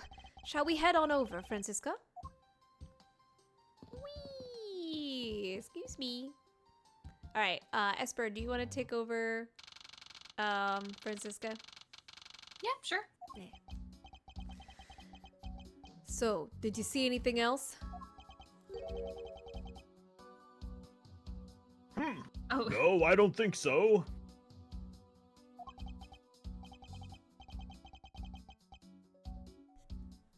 I see. Sorry, I'm eating. Thanks for your cooperation. It's hard to speak with a lollipop in my mouth. Oh, it's nothing. Just doing my duty as defender of the law. That'll be all for now. I'll ask again if I have any other questions. Anytime, detective. Now, if you'll excuse me, I have a few loose ends I have to tie up. I wonder what's for dinner. Oh, you're the new prosecutor Mr. Von Kammer recommended, right? My name is Miles Edgeworth, Your Honor. And I am Manfred von Karma's daughter, Franziska von Karma. Are we Swedish? I am set to... I'm like, are we Swedish now? I will be every nationality before this stream is over. I am set to become the successor to my genius father any day now, Your Honor. I see. Mr. New Prosecutor Ah! Oh. I bit my tongue. Are you alright, Your Honor? Please feel free to refer to me as just Mr. Von Karma, Your Honor. As for him, just Edgeworth is fine. Excuse you. Apparently somebody doesn't feel like I'm worthy of a proper title. Aho! Very well then, I should call you Miss Von Karma and Mr. Prosecutor Edgeworth. Your Honor, Mr. Edgeworth is fine, sir. Now about your earlier testimony. Yes? What about it, Mr. Edgeworth? I would like to ask you a few questions about what exactly you saw. Alright, after all, it is my duty to clarify my testimony as a defender of the law. Mr. Bad in the background like, okay, I guess I'll just stand here. I greatly appreciate your cooperation, Your Honor. Now, the first thing I will need to do is figure out that detective's exact movements. Okay. Hello, I gotta talk to you first. Your Honor, I'd like to ask you a few questions if you don't mind. Where were you at the time of the murder? Do you suspect me of something? No, nothing of the sort, Your Honor. Very well, you may continue with your testimony. What are you doing with that gavel, sir? Don't you worry. Your Honor, it's your testimony I'm after. Oh! I had no idea you're chasing after me or my testimony. I'm beginning to sense that I might want to avoid being in a trial run by this judge. Good thing Oh, he's you the won't have a only choice judge, of that, right? my boy. He's the only judge. Let's see here. Now then, how should I put this? When you get to be my age, you need to pay more frequent visits to the restroom. Go take a look through the window at the end of this hall. You'll see a small window. That is the window to the men's restroom. Why can you just In other words- see into the restroom? In other words, you can see clearly into this hallway from the men's restroom. That's I believe very the architect of this building weird. was in here earlier. Yeah, it's Could have very- asked him. Very poor sign. When I was going into the restroom, that detective, Gumshoe, is it? Well, he was standing in front of the vending machines buying something from it. However, this I couldn't believe. I was about to exit the restroom.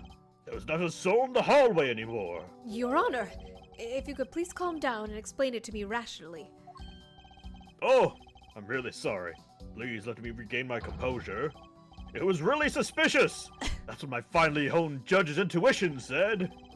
Although, well, until the murders occurred, just sort of brushed it off. Ho ho ho. Apparently this judge... Merry Christmas.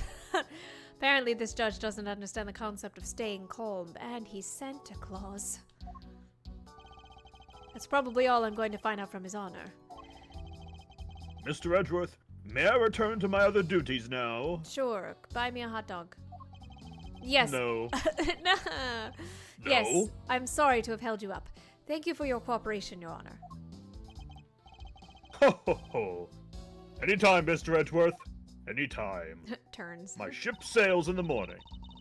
The judges in this country seem rather friendly. Yes, if not a little wishy-washy. However, I hear that they're known to hand down very fair verdicts. Wishy-washy is my favorite Pokemon. You would do well to study this, Miles Edgeworth. It appears as a vending machine sells snacks and various other foods. Just lovely. What will they think of next? Don't be a jerk in court like these beef jerks. One packet for $9. Defendant's fresh milk. Okay, 1/2 pint for $7. No, thank you. Stay neutral as the Swiss do until the end with these for $6. They're awfully overpriced. The lineup is simply awful, period. Speaking of snacks, I wonder if that Swiss roll the little girl dropped is from this machine. I was wondering about that myself. I love that they're just like haters. Yeah. When it's looking bad, blind your opposition with some OJ. Are they promoting violence? Don't worry, my whip will make sure that anybody following this advice won't be for long. Compared to the sting of the whip, the sting of orange juice might not be so bad. Did you know that when Wishy-Washy becomes its school form, most of its stats increase, but its speed actually gets worse? Oh. Everybody knows that fool. I'm the biggest wishy-washy fan alive. What's a wishy-washy? He's like, what's a wishy-washy? When you're in hot water, you might need a hot dog. That was really bad. Looks like the slogan was decided through a public contest. And the winner was Prosecutor Winston Payne? Who? What a pathetic slogan. No presents at all. Now, if it was up to me, it would read, if you leave matters in a Von Karma's hands, everyone in court will be found guilty, dogs. That was just as bad. No! Overruled! That's cute.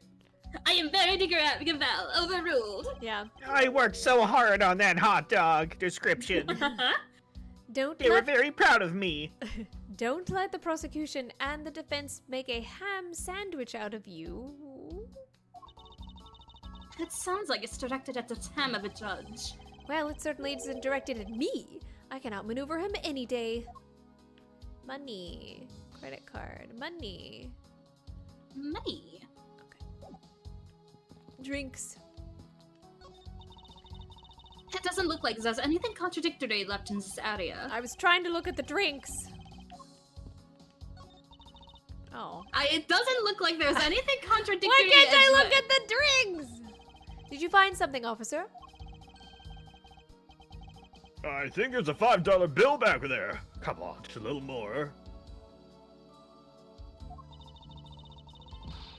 Is there no one working this crime scene who isn't a total waste of living tissue? Unfortunately, there doesn't seem to be a single person we can deem useful here. What are you doing? My boss, sir! I mean, I guess that's all we can ask. Have you found any suspicious fingerprints, officer? Nope, just the fingerprints of those involved with the case, sir! Could be suspicious. I guess we know all the players in this case then, huh? It would appear that way, but I have the nagging feeling that we're missing something. And I suspect that we're missing is hiding right here in this crime scene somewhere. I'm not gonna talk to Mr. Bat because I don't wanna. Ants! Ants! Ants. Balloon! My balloon! What is this? It's a pink-colored piece of trash made of rubber. Miles Edgeworth, please, you surely must know. I feel like I've seen something like this before. Have you, Edgeworth? Well, all I see is a piece of garbage, so maybe I don't know it either. But you know, the fact that there is a litter running loose inside the courthouse, it's simply unforgivable. Why you smack me again? Ack! It's not like it was I who littered. Rubbish belongs in a rubbish bin. Calling me trash? Ginner? So that window on the other side belongs to the men's restroom. Don't look, Franziska. Shield your eyes. I can't see it. Good. At your height, I'm not surprised. Ow. I asked for that one. I guess short people have feelings too. Wow, Miles. Jerk. Ants.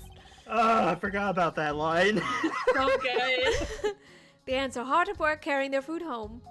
It's a marvel that they can pick up such comparatively large objects to their size. Well, if you want to carry the mighty Von Karma name and not be squished under it, you'd better work extra hard, just like these ants. The same goes for you, Franziska. Can you No, also I'm perfect in every way. carry heavy-sized cactus? No! The cactus, yes. What's the matter? I pricked myself on one of the cactus's needles. I didn't think the needles on this thing would be so sharp. Well, what did you expect? I told you, I didn't think they would be so sharp. Can you imagine how bad it would be if you were hit on the head by one of these? Was that a threat? It's a promise. Anyway, this cactus seems to be unrelated to our case. Do you really think so? Because I believe this cactus sitting on this windowsill is completely related. Well, Cacnea is a mid-tier Pokemon, so I disregard it in any situation. I have no clue what you're talking about. Oh, well, then, I look forward to your explanation on how exactly it is related. Well, you're about to get it.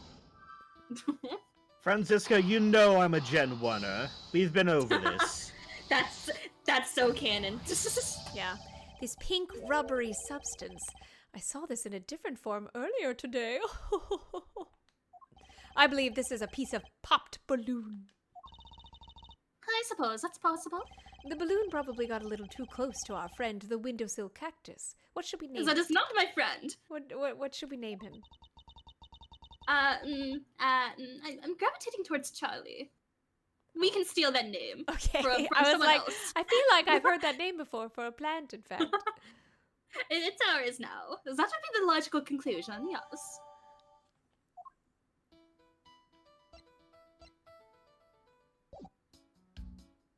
Go down.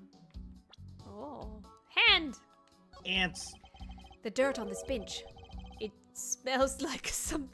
Why did I smell the dirt? Why did you get so close to smell it? I am investigating, Franziska. It must be perfect.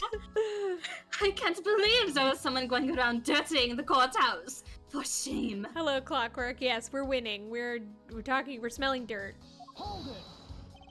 Calm down, Franziska. Now take a good look. Doesn't this smudge look kind of like a handprint to you? I suppose it could be. Which means that perhaps we can lift the prints of the person who sullied this bench. I see. And then we'll know the identity of our mystery slob. You there, the lab technician. Could you please find out who this handprint belongs to? I believe this was Yeah, Espurr's this friend's is you. person. Oh boy, I hope this person has a normal voice. Sir, yes, sir! Oh my gosh! I got the results of the fingerprint analysis, sir! Are you alright? Do you need assistance? I am just having an off day, don't worry! And Do we know who they belong to? Sir! Oh my gosh. Tim Gumshoe! Mr. Bad, I think we need to give this guy a day off. Oh, interesting. Good work, officer. Now please leave. Good. That's what I wanted. Thank you. And there you have it. Yes, I suppose so. Now we know the identity of the person who dirtied the bench. I sense that you and I will be using this information in very different ways. Ants! And what are these black speckles? Francisco, we already established this. I believe it's a pile of ants eating away. It reminds me of your wishy-washy. I'll have you know, wishy-washy is a fish, and it groups together into an even bigger fish through the power of friendship. Like ants! Don't you ever dare compare wishy-washy to that of ants. Who is that detective? He claims that not a single ant slipped by him. But some durable ants. Some durants, if you will. And yet, here is a whole hill of them. I like I your was trying to think funny of a good way words. to slide that in. Yeah. Yeah. Arg! What are you hitting me for? Please stop. I'm very sensitive. As a replacement for that pathetic detective. Perhaps I should add this deduction to the detective's growing tab of pay cuts. Anyway, I wonder what the ants are eating. From the look and sweet smell, I'm gonna smell it again. From the look and sweet smell of it, pieces of cake and chocolate from the Swiss roll. Miles Edgeworth. The courthouse is to be kept pristine at all times. Why again? It wasn't me that dropped food on the ground.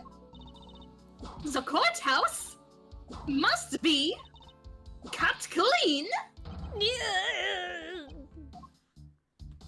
Well, I thought she was gonna be like at all times. yeah, at all times. I am saving this last bit for later. Hello, I guess I'll talk to you now. In Detective Bad, I have something I wish to inquire about. Oh. Hey, how about doing some actual work, you? I am doing work. You know how much work it is to look this good? I wish to inquire into Detective Gumshoe's movements during the recess. You're getting in the way of the investigation. I have an order from Mr. Von Kammer himself. Plus, I still hold investigative authority. So I hear you were the one who called for Detective Gumshoe to come down here. Faraday. That guy was just accused, you know? I just knew something was gonna happen. My detective's instinct told me. A lot of good it did you. You couldn't even protect one lone prosecutor with it. Have a good night, Loki. Thank you for stopping by. Bye Hey, bye. Loki. Ooh, he got angry. Don't hurt her. Hold it. Leave her alone. Francisca, I think you need to apologize. I'm sorry. I'm terribly sorry, Detective Bad. Please continue. Oh, I'm gonna win this staring contest. I haven't blinked once. He lost. He lost. I used the phone on the first floor and called the precinct. I told them to send somebody over. And that detective is the one that showed up. And only upon his arrival did you set Detective Gumshoe to stand guard, Detective Bad? Yeah, I waited for him on the first floor. After he got here, we came up to those defendant lobbies together.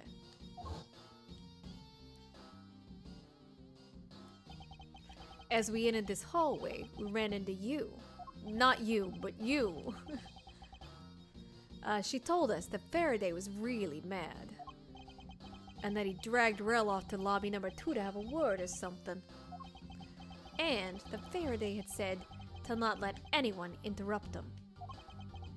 So what choice did I have? All I could do was tell that big lug to stand guard outside. And around what time did all of that take place? Let's see. I think it was about 30 minutes before I heard the gunshot. After giving the big lug his assignment, he never left the hallway, not once. Oh, and how can you make such a claim? Humph. One of the guards out in this floor's main lobby swore to me he didn't. If the detective never left the hallway, then where did he disappear off to? Is that simple? He must have gone into lobby number 2, just as I suspected. You and I, not you and I. We were in the lobby number... we were in lobby number 1 next door. When did you do this, Miles Edgeworth? The only one without an alibi is Gumshoe. It would seem that I'm still missing some key pieces of information. Detective Bad, you also heard the gunshot, did you not? Yeah. I heard it when I was in defendant lobby number 1. That's why I came running towards lobby number 2 together with you. But not you, the other you. How much time elapsed between you hearing the gunshot and your arrival in the scene? And by you, I mean you, not you. Less than a minute. What were your movements upon hearing the gunshot? He just said so, Edgeworth. I grabbed the big lug who was just walking around in the hall and raced into lobby number 2. And that's when we discovered the bodies, in that order. That makes you the discoverer of the crime scene, right? Yeah, I guess it does, little miss. What are you gonna do about it? I guess something, I don't know. I'm about to become a prosecutor very soon. Yeah, you don't scare me. Well, you will treat me with the dignity I deserve, or else. Humph. You wave that thing around anymore, and I'll have you arrested for obstruction, little miss. How did you dodge my special move? You wouldn't dare! As the mirror. Haha. Just joking. Detective Bad is really something if he can make Francisca behave. Are we about done? Is there anything else I should ask him about?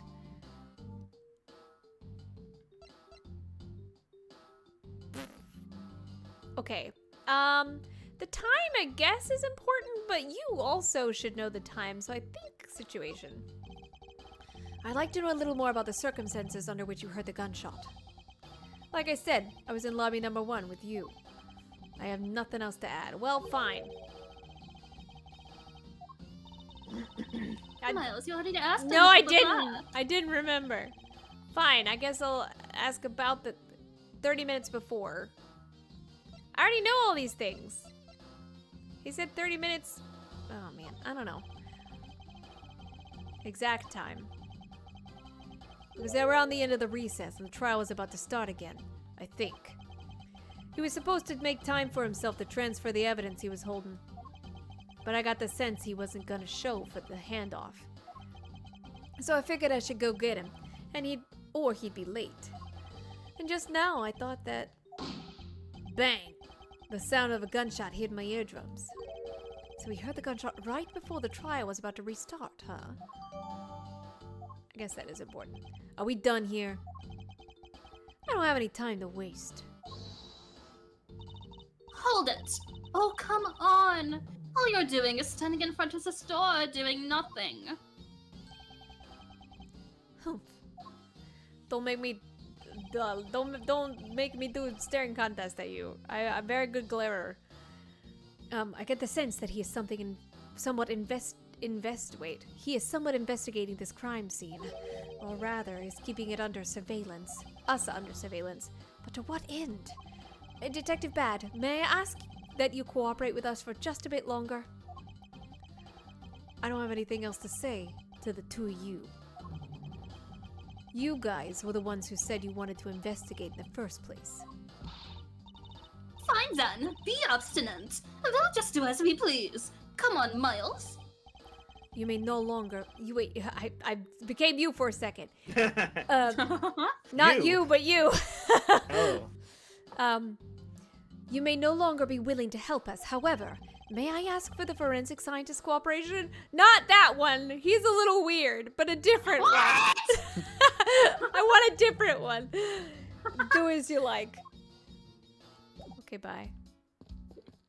Oh God. Hi again. Hello.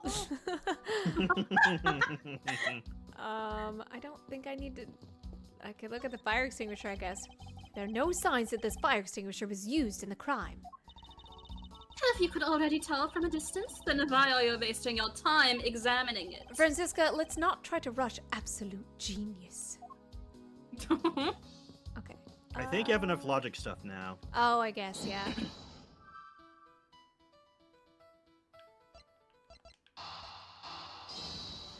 The Swiss cake came from the vending machine! Wow, I'm so smart. Yeah. These bits of chocolate and cake, could they not have come from a Swiss roll? A Swiss roll? Why would a courthouse sell a thing like that? Francisca, I'm not going to look. You just talked about it. It may not seem like the right venue. However, it is being sold right over there. The vending machine? Ah, I see. Stay neutral as a Swiss do until the end of these. 2 for 6. Talk about expensive. How did I not know this ever? Leaving the fact that it's on the expensive side aside, the fact that the cake crumbs and chocolate bits were found in this hallway suggests that they came from a Swiss roll that was purchased from this machine. It could have brought it out of town. Oh, I think I have a pretty clear picture of what happened here now. Naturally. After all, I'm here, aren't I? Detective Gumshoe must have sat on this bench as he ate a Swiss roll. And as Ants! and as he ate, he dropped it on the floor and sullied the bench. How dare he? How could he have not cleaned up after himself? How utterly despicable! Don't you dare whip me again. It wasn't I who made the mess in the first place. Anyway, if it was indeed Detective Gumshoe who brought the Swiss roll, that creates a rather interesting contradiction of facts. A contradiction? Where? I think another look at the special courthouse vending machine is in order. How did he afford the Swiss roll? Because he only had $5. It's the same. Swiss neutrality. That's it. Well, I assume it means the end of the trial. I suppose this means that one should eat these during a recess? You can't eat during a trial, so I suppose the only time you can eat them is now, huh? I wouldn't mind if you wanted to eat one now. They come in packs of 2, after all. We're in the middle of an investigation. An Ace Attorney investigation. Besides, I don't have $6 on me. I could float you alone. If you No. want, we can pool our money and buy a pack together. If I have to split it with you, then I don't want it. Jeez. Oops. Hold on. It's not. It's not. Oh, that was weird. $6. $6. About Detective Gumshoe's finances, he said that until this morning, he didn't even have a single penny on his personage. Just how poor is that guy? If his bonus really was only $5, then he should not have been able to purchase a pack of Swiss rolls.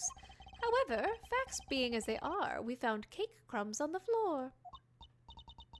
Meaning, Scrappy must have bought a pack somehow. Indeed. That detective should not have been able to purchase a pack, and yet he did. The question is, how? Yay! Complete! Whoa!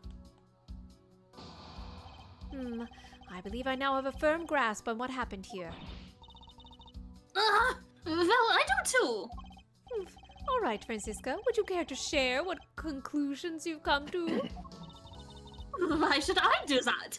We're still in the middle of a competition, you know.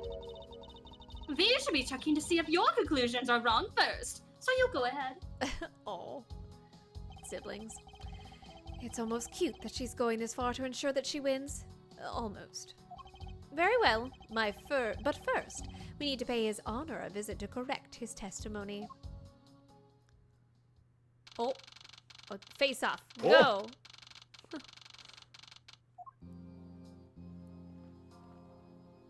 Your Honor, if I may, I'd like to test your witness testimony to see how it stands up.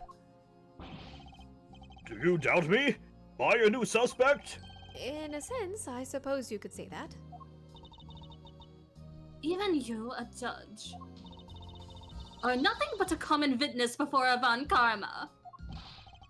Silence in the courtroom! Silence, I say! Mr. New Prosecutor recommended by Manfred Oh. Barkam. You bit your tongue again, didn't you? Ahem. As a defender of the law, I could never give false testimony. You could even place me under oath if you want. Very well, then. Your testimony, if you please. All right.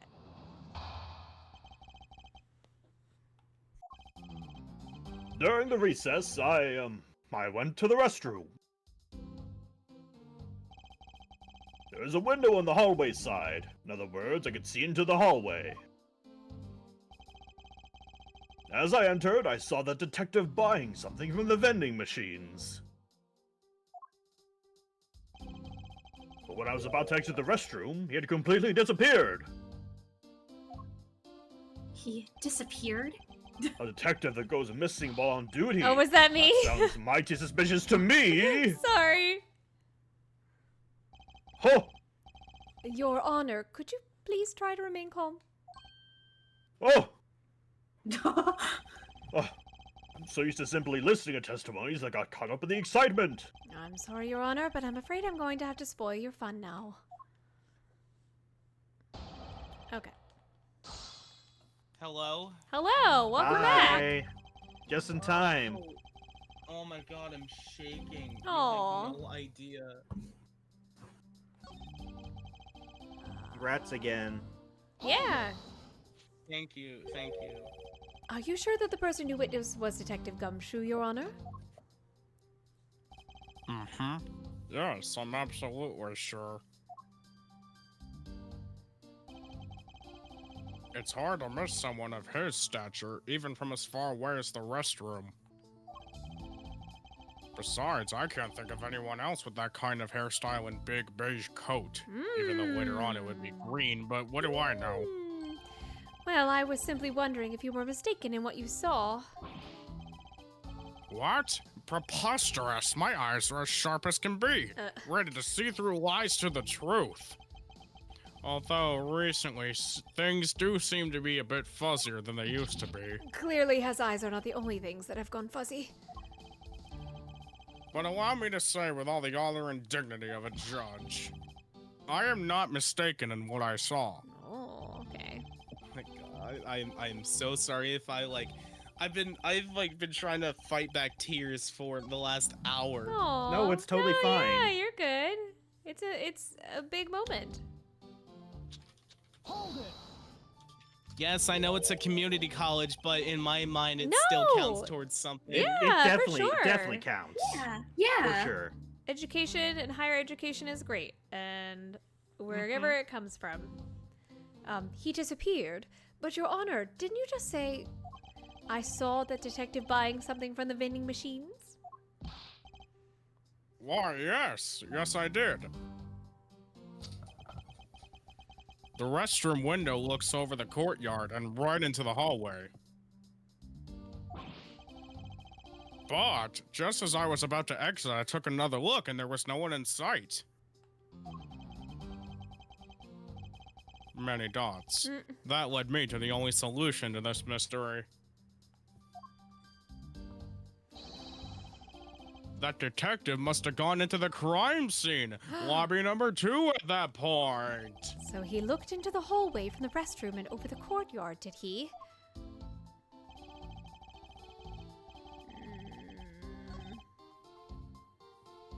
Like, again, I know I shouldn't be taking this seriously, but You should. at the same Oh time, no, yeah, like there's no reason to apologize. Yeah. Just like, I literally applied last night thinking I would get rejected, but I did not expect to get the email I got. Oh.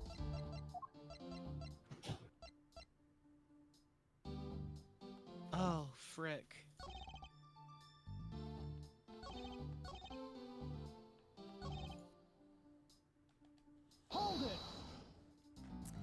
Your Honor, did you really go to the men's restroom? What? What is the meaning of that statement? I'm actually not sure. I simply meant that perhaps you went to a restroom on a different floor. I had to go for such a long time. Listen, I get very hungry in the middle of our trial, so it only comes from somewhere. It was all I could do to dash to the closest one to the courtroom. Which is like, you had to go like out and around and all the way back. Like, doesn't seem very close to me. Yeah, that makes no sense. I suppose that's the only natural given his circumstances. I ran from the courtroom through this floor's main lobby and down the hallway. Once you enter, you can see there's a window just above the urinals. Which is really weird. And it was through that window. And it was through that. That was me. Excuse me, sir. Sorry, It's okay. Sorry. It's all right. And it was through that window you witnessed Detective Gumshoe, Your Honor? Yes, exactly. Your Honor, there's no need to yell. I can hear you just fine. Wait, what is that from, Ben? Beetle from Zelda. Oh my god, that's a character I've not heard of in a long time. Oh, I guess I put a little too much into that last answer. Now then, let's continue with the testimony. Am I doing the judge voice decently, by the way? Yeah, I mean, the voice is whatever you as want to always. make it. Yeah. I want to present this. That would explain how he disappeared from view. It would.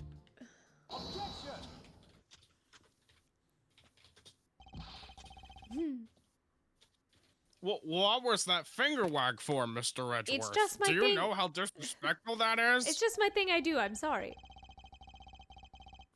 And don't you know it's rude to shout objection while someone is giving testimony? I mean, that's my job. Technically, yeah. If you truly are a man of the law, then you must always be vigilant. For example, I never let an opportunity to shout objection pass me by. Miles Edgeworth, it's one thing to be passionate about your job, but this is real life. This is what some people may say is the pot calling the kettle black. Your Honor, I wonder if you might take a look at this for me. What is that filth? What does it mean, kettle turning black? Oh, I've never heard that before. So, when the pot calls the kettle black, when you make tea, it basically the burning, more or less, it's basically saying you have no room to talk because you are doing the same thing. So when the pot calls the kettle black, both the pot and the kettle get burned because they're on a burner, on the oven, doing things. So they're just basically she was saying, how dare you try to pretend that this is this is real life, like that kind of thing. And here she is all the time being over the top and whipping people and all kinds of stuff. So he's just saying you have no room to talk. Gotcha. Yeah. Okay. How dare someone dirty the hallway bench like that? Who is the culprit? That party is hereby found guilty of uncleanliness. If you must know, the uncouth bench sullier has already been placed under arrest thanks to your earlier testimony, Your Honor. Oh, well, that's good. But who was it? We were able to discover something from the smudge on the bench. Namely, Detective Gumshoe's fingerprints. Not happy with committing just murder. He had to go and dirty the courthouse too? Guilty! Your Honor, please calm down. While it's true that the detective is the one who made a mess on the bench, we have not yet established that this action is related to the double murder. What do you mean? I believe the detective bought a pack of Swiss rolls from the vending machine and then promptly sat down on the bench to eat one.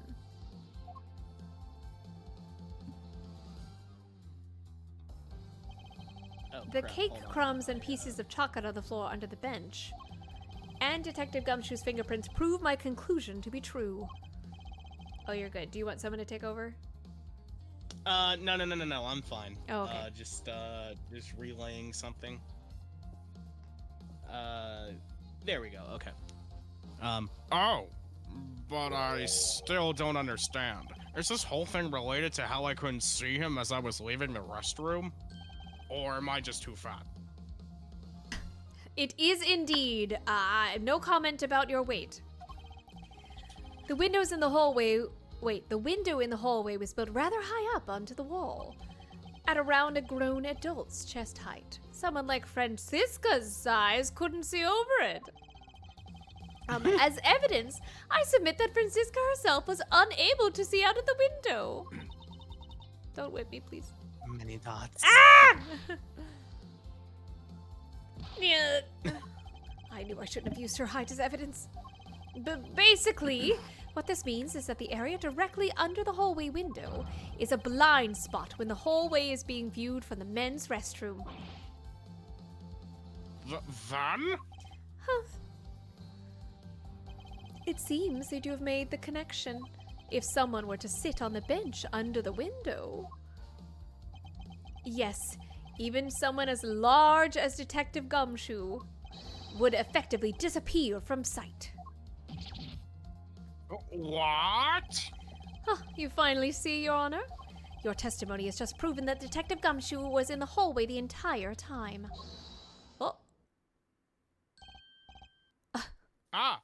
Sorry.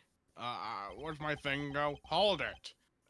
I didn't mean to say it with that much enthusiasm. All I wanted to do was try saying it once. Here, let me try that again. Hold it! Is there something of value you'd like to say? Yes, actually there is. I remembered something else just now. Oh. Mr. Edgeworth, please allow me to testify to the court one more time. Tina, are you okay with playing both Francisca and the judge? How's your voice doing? It's not like it. So for me, the judge is like just it's a lot more. It's not as straining as when I do the other voices, like the really scratchy ones, like the ones okay. that I'm doing right now. Yeah. But like the judge is like easier on my throat, so I'm fine with doing both. Okay, no worries, just making sure. Even if we overruled him, he'd just keep on talking, wouldn't he? That might not be a bad thing. The more info, the better in a perfect investigation, right? True. I suppose it's possible you can't see a seated person from the restroom window. However, that doesn't mean that the detective was sitting there when I looked. Anyway, I forgot to testify earlier about probably the most important detail. As I was leaving the restroom, I heard the loud bang of a gunshot. So wait, Detective Gumshoe established earlier that he heard nothing, yet the judge is saying he heard something? What kind of logic is Well, this? he heard the gunshot, but he didn't hear anything before it. Are we talking about Gumshoe that heard so the judge is saying he heard the gunshot, Yes. but when Gumshoe testified, he claimed he heard nothing. Before the gunshot. Except the yes, gunshot. Right. Oh, except the gunshot. Yeah. Okay. Because he Yeah. was right outside the door, so he didn't see anything before it. How is that? That is the testimony of one who judges the crimes of others. Your Honor, could you try to state the important facts first next time? I agree. Before you go around judging others, you should learn to judge your own words. Yeah, I'm sorry. That was very Listen. anime protagonist of you, Francisca. Oh! But honestly, I thought that sound was just a noise popper until just now. Now that you mention it, right before we restarted the trial, he did talk about that. Yeah. Birthday, blah, blah, blah. Oh yeah, Espurr, blah, blah. Espurr said she's gonna deafen real fast. Oh, okay, so. no worries. The most critical point in this argument is when did the judge look into the hallway? And whenever that lines up with when the gun was actually fired, and whether that Your Honor, if I may, I'd like to clarify a few details in your testimony. Here we go. Okay. When I saw part 2, Electric Boogaloo.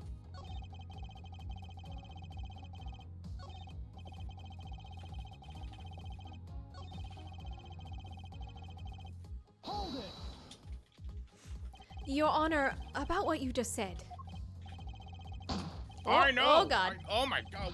What? What? Oh my God. Why am I talking like this? He's so excited. Your Honor, please remain calm when you're trying to explain yourself to me. Yes, sir. Sorry about that. Sir. Now then, I must gather myself. Yes.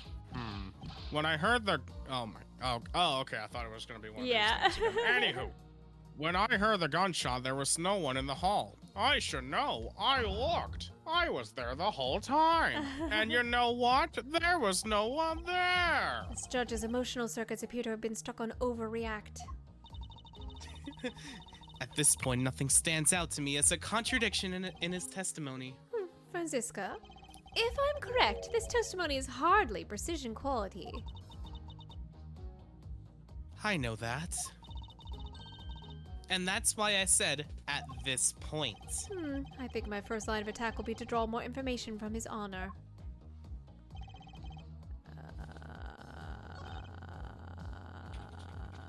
Hold it! As we established, you went to the restroom during the recess.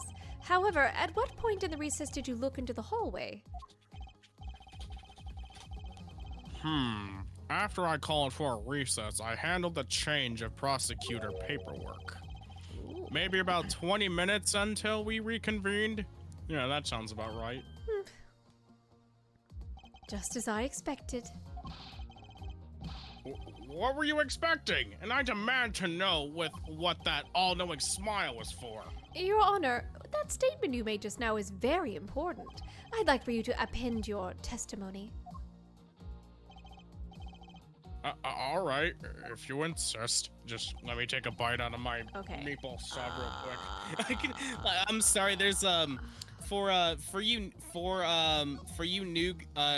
newcomers to the Ace Attorney stuff. Whenever I do like a stream with Phoenix Wright or any Ace Attorney stream with the judge involved, like, I make the joke that he's like always hungry and having food on him like at all times, or just constantly making food jokes. Like, if that ever gets annoying, I'll stop.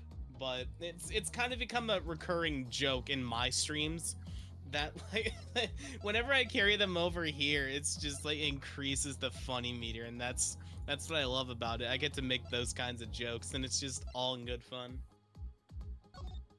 Yeah, when we got to the part in the bonus case of 1, where the lunch lady was just giving out lunch to everyone in the courtroom. Yeah. That's when it all came together. Oh, man. Yeah. Yeah, Fox, that was for the first game. Oh, nice. In that man. Yes. Objection! I was Oh my like- God, you found something. Oh, I was like, which time do I want to We present? sure did. I was like, which time I do I want to cannot present? allow you to make an objection, even though you were going What? to mention my name. That's Your Honor. I'm really sorry, but I cannot allow you to not allow me to make an objection. Egads, I've been overruled. You're guilty. Your Honor, there are simply too many holes in your testimony for my taste. What do you mean by that? Your claim that you heard the gunshot during recess, but that is simply not possible. Exclamation mark. Mr. New Prosecutor recommended by Manfred von... Ah! Instead of biting your... Oh my... She said that really fast. Ah! There. Instead of biting your tongue, why don't you bite your tongue on those preposterous names? I see you have no mercy for the elderly either, Franziska. Don't talk back to me unless you want to be whipped in the back. Oh God. With your height, you'd need a step ladder, or 4, to accomplish that. Stop making fun of my height! Specifically a step ladder. A regular ladder won't work. It has to be a step ladder. Ahem, Mr. Edgeworth. My ears are not that far gone yet, I'll have you know. I can still hear just fine. And I heard the sound of a gunshot loud and clear with my own 2 ears. Your Honor, I have here an interesting bit of testimony. It's from Detective Bad. And according to him, he heard the gunshot right before the trial was about to start again. What did you just say? Your Why Honor, am I so enthusiastic? you just said that you heard the gunshot about 20 minutes before we were to reconvene. How do you explain this glaring contradiction? That can't be! Unfortunately, that is the truth. But I heard it clear as day! Oh, Bang! The loud sound of a gunshot! the sound of a gunshot. We keep returning to this point of contention, and that piece of evidence. I always did wonder why I found it where I did. However, now I understand that the gunshot the judge heard really was. Unfortunately, Your Honor, this is what really produced your gunshot. Take that! I found this object in the hallway earlier. What is that pink substance? Is this the goop that they make the chicken nuggets out of? I'm not sure about that, sir. This Chubby one's custard? made out of rubber. It may not look it, but this is exactly, or it's actually, a piece of balloon. I see. And I suppose you would like me to accept that pink thing into the court record? It's already It in the made the court sound. record. Your Honor, I present this piece of evidence in order to overrule your testimony. What? Your Honor, your argument goes as follows. You saw no one in the hallway when you heard the gunshot. Now, there's no guarantee that the detective was sitting on the bench at that time. Therefore, you believe he must have been in the crime scene, defendant lobby 2. Am I correct? Yes, that's exactly right. Too bad. I love the shrug animation. Yeah. Let me ask you something. Do you think the gunshot you heard was produced by a real gun? I think I've said I think I said enough that even you can figure the rest out on your own. Your Honor, you were fooled by the popping of this balloon into thinking it was a gunshot. What manner of trickery is that? Yay, murder! Yay, murder! Hey, Piggy. What up, you bunch of That was a goobers? good effort you put forth, Miles Edgeworth. But if it was me, I'd have wrapped this thing up before the judge even testified. Care to elaborate Oh, on this how case. one in something before it even begins? Yes, we're on the 4th case. Oh, I love this. I love this case. Well, to be honest, I did think that the sound was a bit off from a real gunshot. But who could have guessed that someone would pop a balloon in a place like this? that's true. One doesn't usually think balloons in conjunction with courthouse unless it's a circus, like Von Karma said.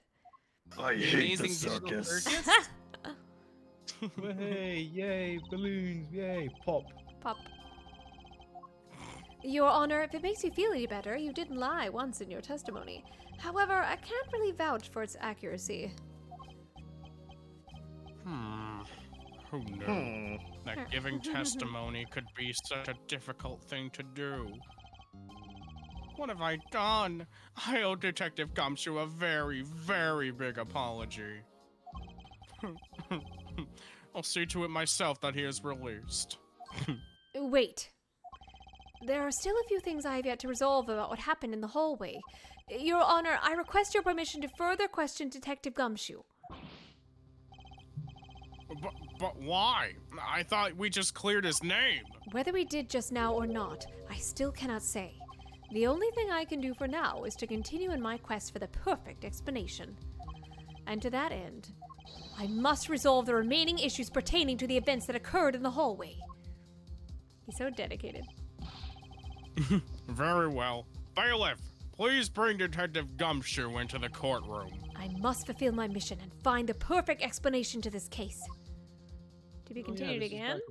No. This is Okay. back when Edgeworth had all of Von Karma's ideals drilled into him. It's true. Yep. Yeah, and this Perfection. was this is younger Francisca you're looking at as well, Piggy. Was it now? Is it time for my trial already? I've already told you a gazillion times, pal. I didn't do it. I'll be the judge of that, Detective Gumshoe. No, you won't. I'll be the judge of that. No, no, no, no, no, no. I'm the judge around here, and I'll be the judge of that. Why could you guys be a little less judgmental?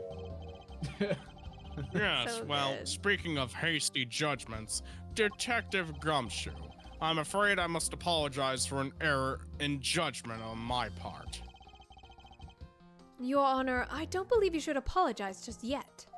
We have yet to prove he's completely innocent of this crime. I guess so. Question mark?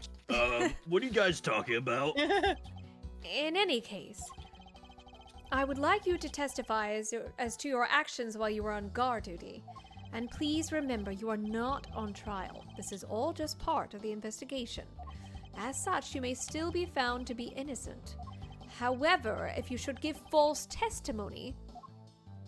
Oh, she's gonna whip him. Youch! My whip will object, loud and clear. If you are found to be lying, you will be held indefinitely. Understood? No, I got you, pal. Thinking back on the statue of the state of the crime scene and the judge's testimony, it's obvious that Detective Gumshoe is lying. And if I can't break his lie, then we may never get a break in this case. Alright, here we go. Testimony time. I came down here to this courthouse to Detective Bad's orders. As soon as I got here, he ordered me to stand guard in front of lobby number 2. From that time on until I heard the gunshot, I was in the hallway the whole time. On my honor as detective, I swear it wasn't me, pal. A likely story. He's still singing the same tired tune. Humph. In any case, I'll just have to change the melody. I know he's lying, and it's time I pulled the information I need out of him. Do-do-do. Okay. Da, da, da, da. Yeah, that's correct. That's correct as well.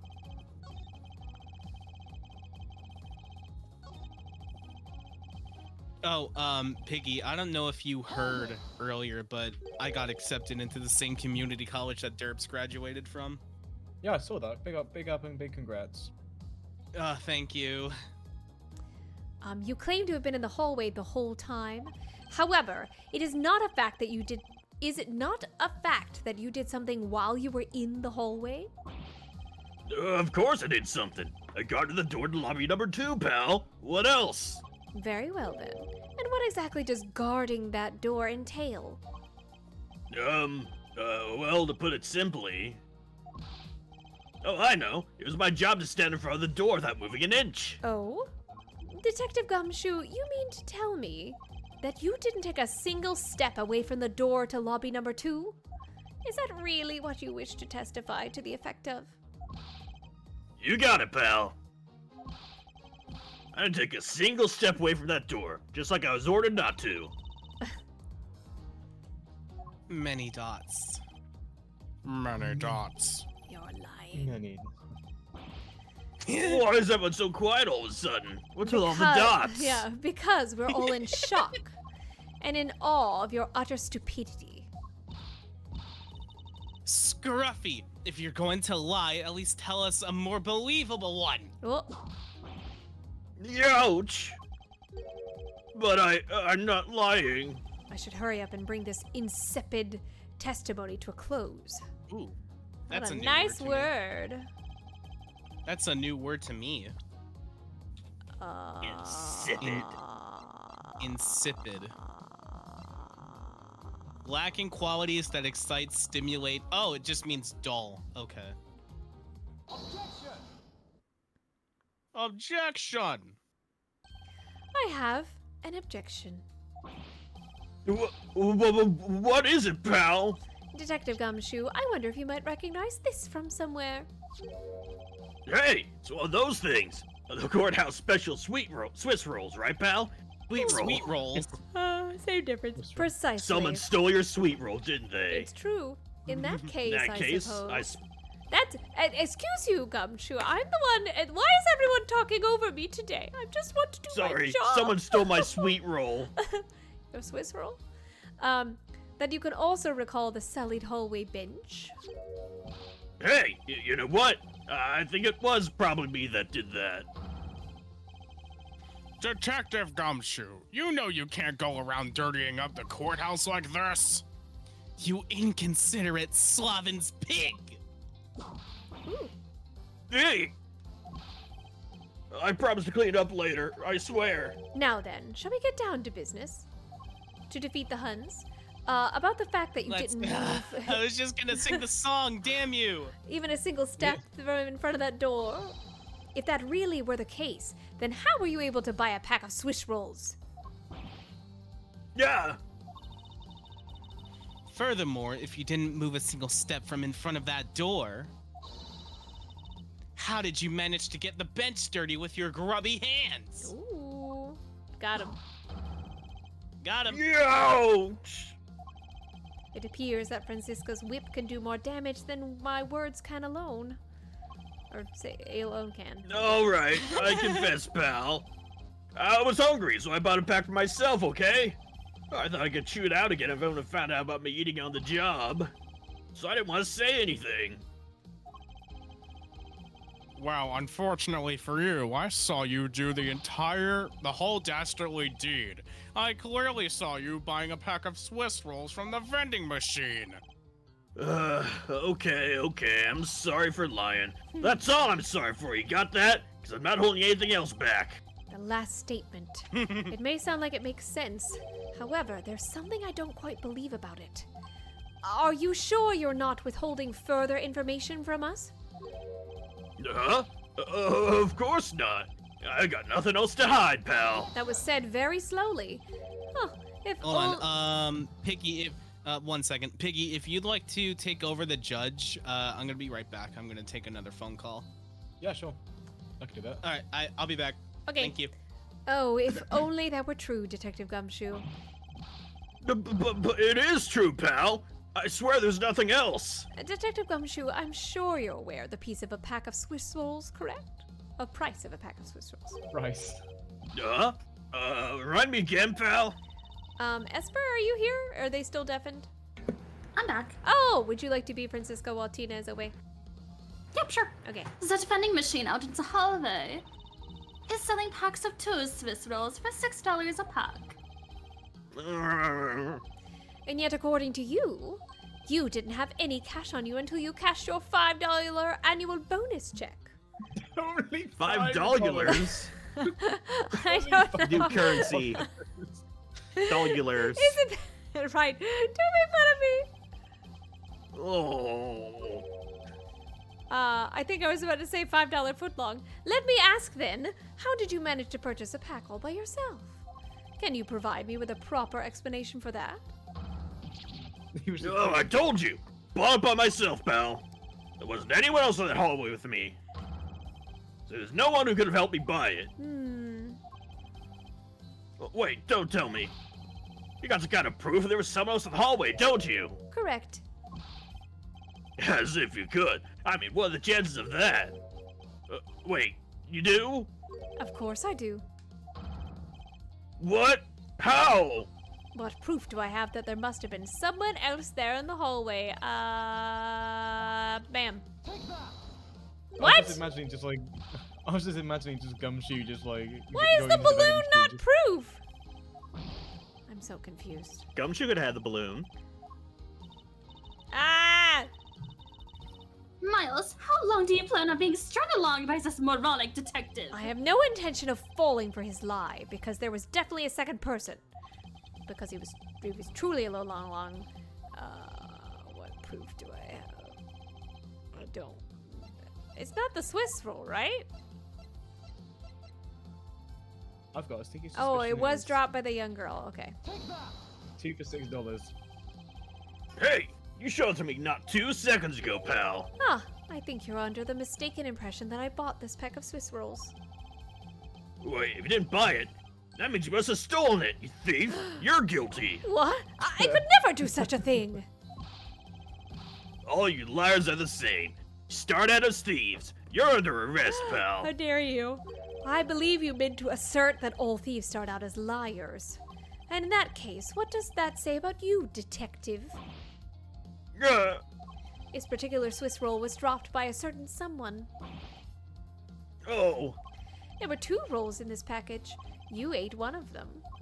But then you gave the other one to a certain other person, didn't you? No way, pal. You got it all wrong. I ate both of them. Oh! Sneak attack. How dare you! I've learned. It would appear that we've caught you at last.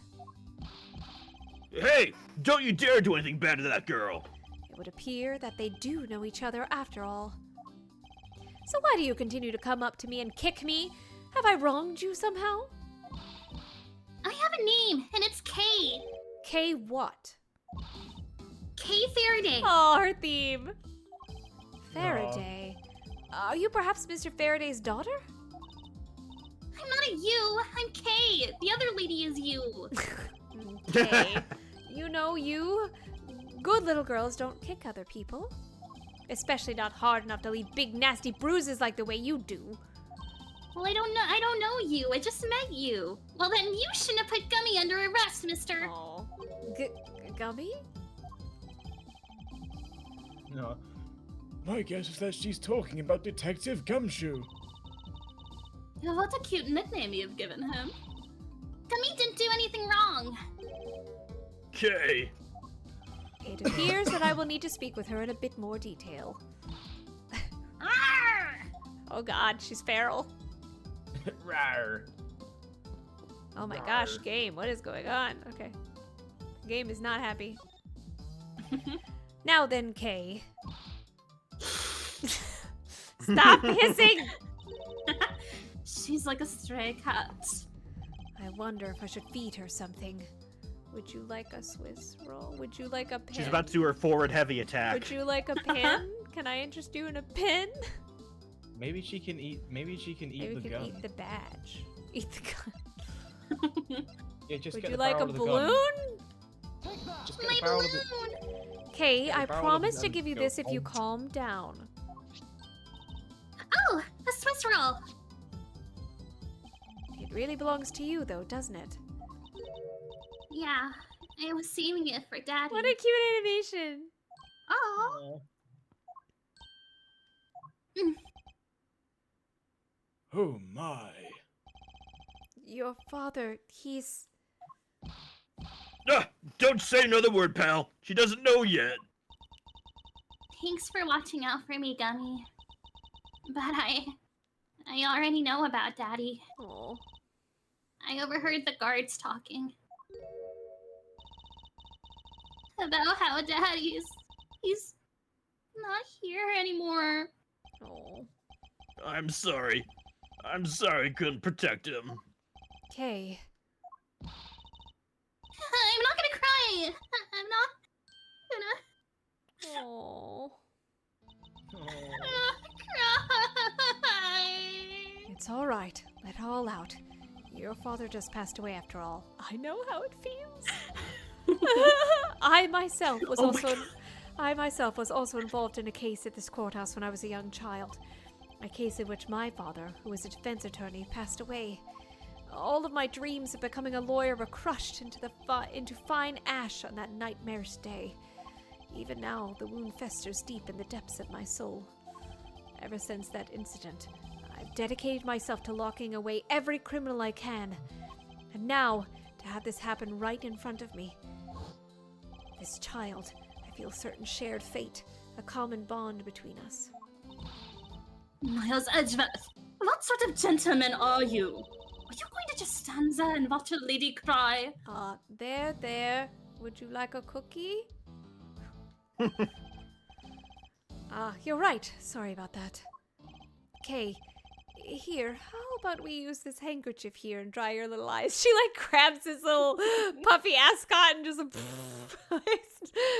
like gives it back to him, and he's like, "This wasn't the handkerchief that I was giving you." No, he mistakes one handkerchief for like the one covered in blood. Oh Yeah, god. have this one. Oh god.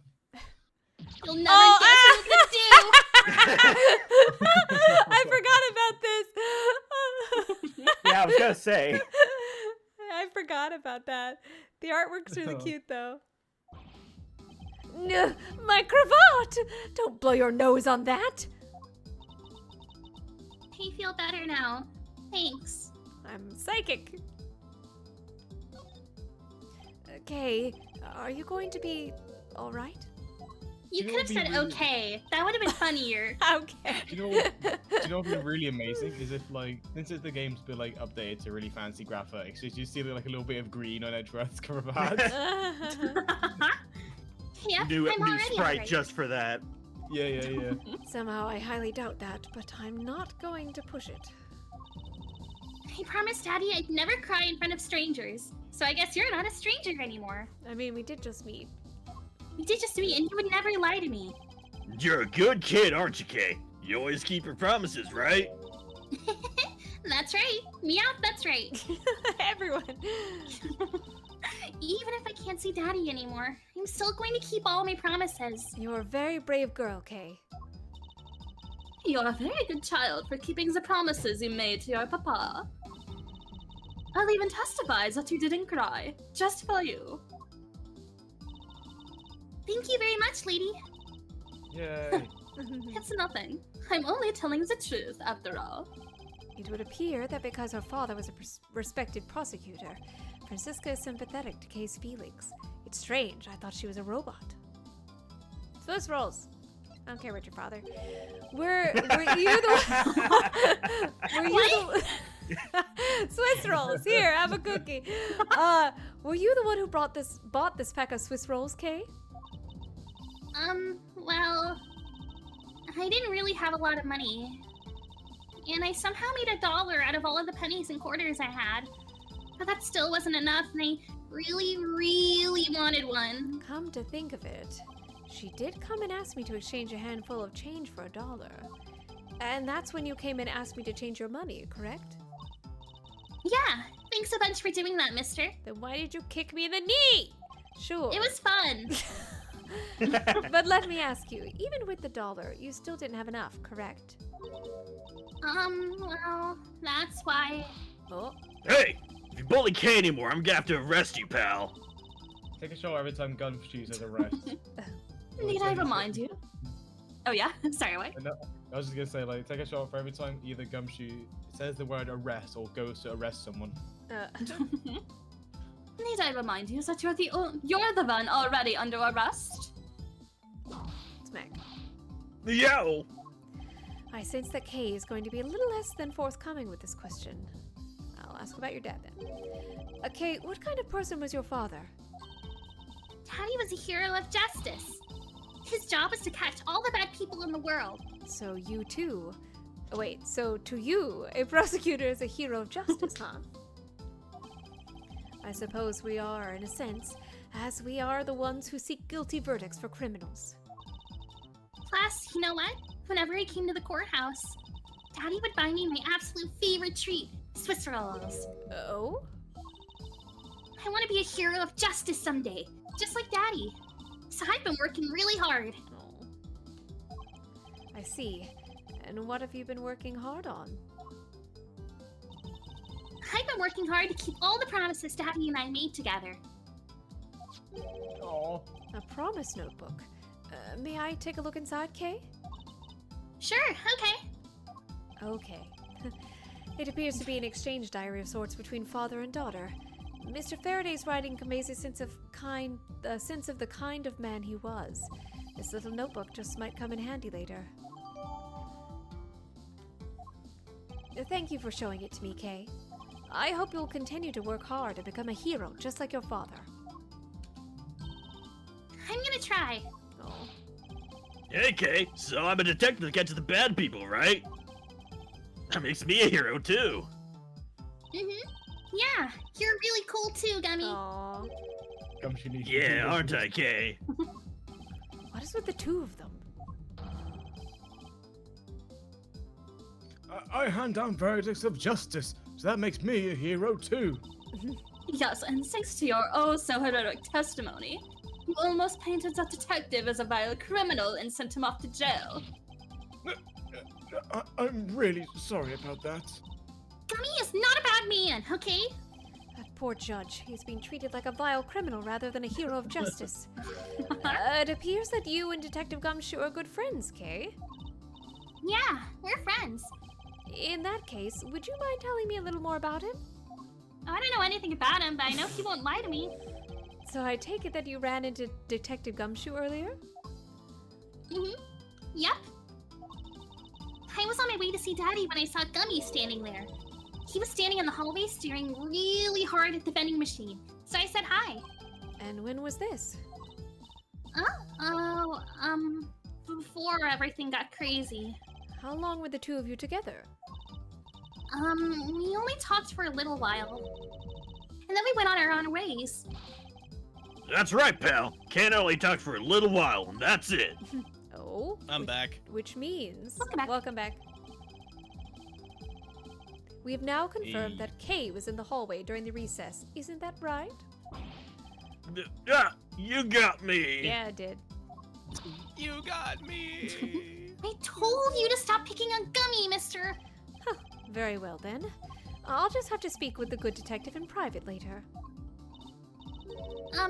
Sorry about your Effley thing. That's okay, I have several pairs. Yes, well, now that it's positively drenched in your nasal mucus. Don't worry, Kay. I have a spare. See? I told you. So here, you can have this one. Aww! Wow, a neck! He has a neck! You have a neck? That's What the- weird. But Daddy said, never take things from a stranger. Then consider us friends. Ah, it's one of the promises you made in your promise notebook, correct? Yeah, look, see? It's right here on this page. Never go anywhere with a stranger. Never take things All from right, a stranger. then. I'm not giving this to you. I'm merely allowing you to borrow it. You can take it home, wash it nice and clean, and then give it back to me next time we meet. Okay, Daddy never said he couldn't borrow things from strangers. Stipulations. You're a real lawyer at heart. He just like took the spare one out of his pocket. Now then, Detective Gumshoe. Uh-oh. I believe it is now crystal clear that you were with little Kay in that hallway. It rhymed as well. Oh. I told you to stop being mean to Gummy. It's okay, we're friends now. Miles Edgeworth, there's still something you have yet to resolve. I beg your pardon? You still haven't offered an explanation for why that man would lie to us. That's, well... Gummy, don't tell me you lied for my sake. Hey, don't worry about it, Kay. Everything's gonna be okay, Kay. Ah, I get it. so that's why.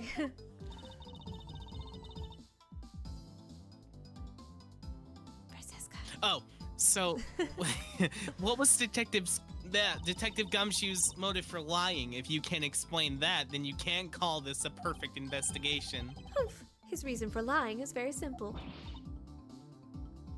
What? Here is what I believe to be his reason. From simple observation of the detective's actions and his interactions with Kay. It's obvious the detective was lying for the young girl's sake. And this piece of evidence will show you exactly why.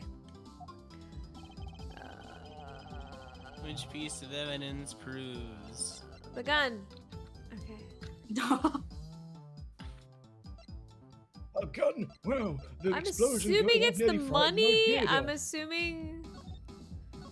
Always Hey, good. murder. People never cry. Try hardest to learn about things. Daddy's job is to make sure everything follows rule. Probably to keep your promises. I'm assuming it's the money because maybe he was like, "Look, kid, you give me the $5 and then I don't tell anybody we're here."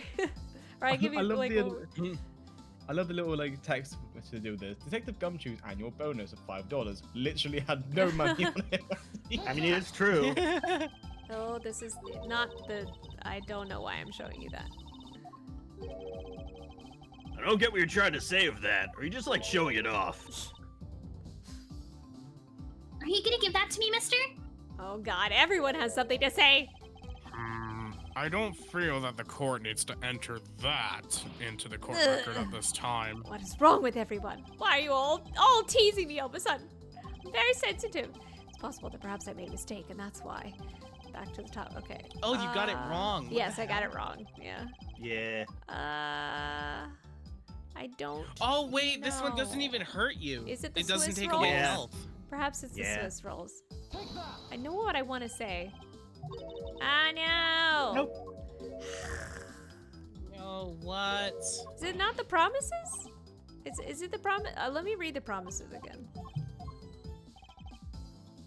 You did kind of skip over the first page. Never take things from a stranger. Never go anywhere with a stranger.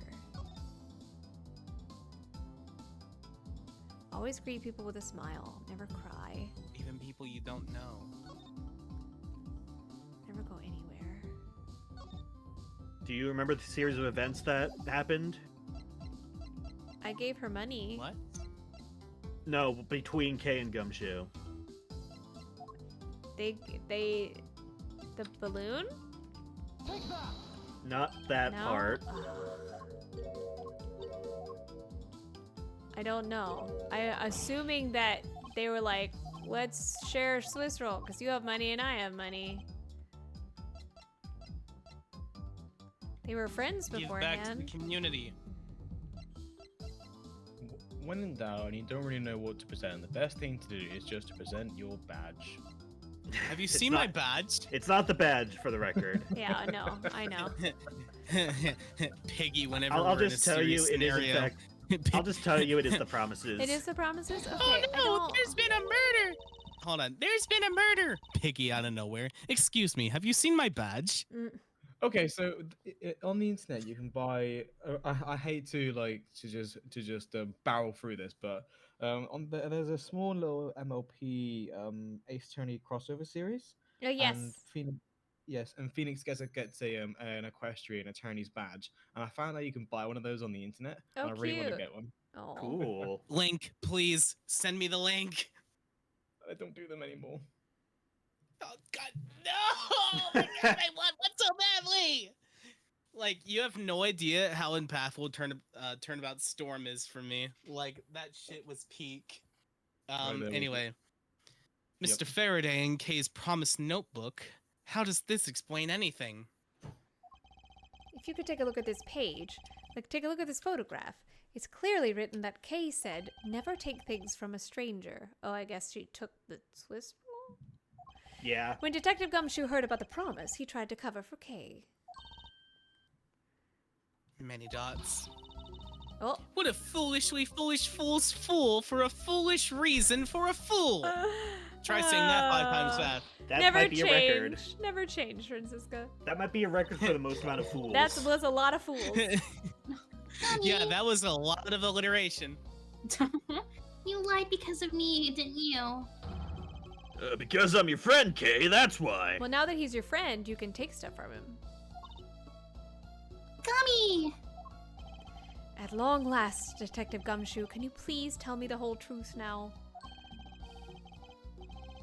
Guess there's no beating you, huh, pal? Okay, I'll spill the goods. Give me the goods. Oh, God. Okay. The goods. I've been standing guard for a while. Now I was getting really hungry, and that snack vending machine was taunting me.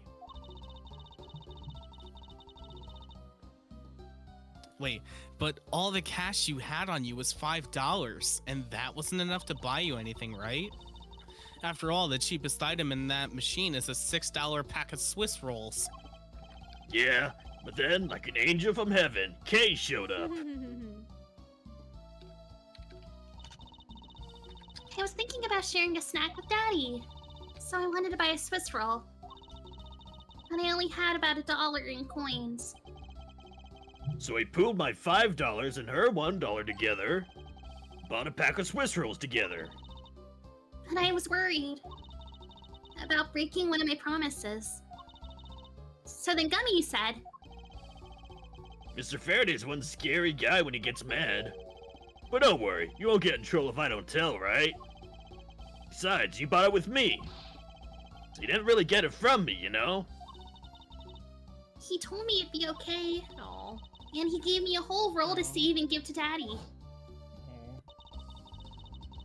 Who knew that Scruffy could be so considerate? Indeed. Detective, I take it that when you sat down on the bench and ate the rolls together? Yeah, we split the other roll and ate it right then. Sweet taste of that cake's chocolate. I'll never forget it as long as I live, pal. Anyway, Kay, I believe this also belongs to you. Oh, that's from the balloon I popped. It's bad manners to leave garbage laying around, Kay. Oh. I'm sorry. Well, I guess I can't blame you for not throwing this one piece away. It was sitting high up on a windowsill where you couldn't see it. So just this once, I forgive you. That balloon. I wanted to surprise Gummy a little, so I popped it on purpose. That's a good girl, Kay. And because of me, Gummy dropped his half of the Swiss roll. Well, you really got me there, pal. Oh. So I thought maybe I should give Gummy this other roll. And then I saw you picking on Gummy, mister. So you kicked me in the knee? And then I kicked you in the knee. So you kicked me, is that it? And then I kicked you. You sure are a feisty one. And then she kicked me. I'm really sorry. Not you, Gummy. I'm really sorry, mister. It's alright, I'm perfectly unharmed except for this giant bruise. I was about to say I'm very strong, mister, and you don't look very durable. Excuse you. But about this Swiss roll, would it be alright with you if I ate it? If I held on to it until Detective Gumshoe is cleared of all charges and free to go? Yeah, sure. It slips to Just his make sure pocket. you give it. Just make sure you give it to Gummy afterwards, okay? Oh yes, of course I will. Of I course, don't- I promise. That doesn't sound like the She's truth. putting words in her mouth. Oh my god. Now then, Of I course, believe miss, we've of proven course. beyond the shadow of a doubt that Detective Gumshoe was in the hallway for the entire duration of his duty, which undeniably proves that Detective Gumshoe could not have committed the double murders. Objection. Oh, she's back. Objection. Uh-oh. Callisto, Actually- yes. It proves just the opposite, Edgeworth. You've just shown that Detective Gumshoe is the only one who could have committed the crime. What do you mean? It's quite rude to eavesdrop, Miss You.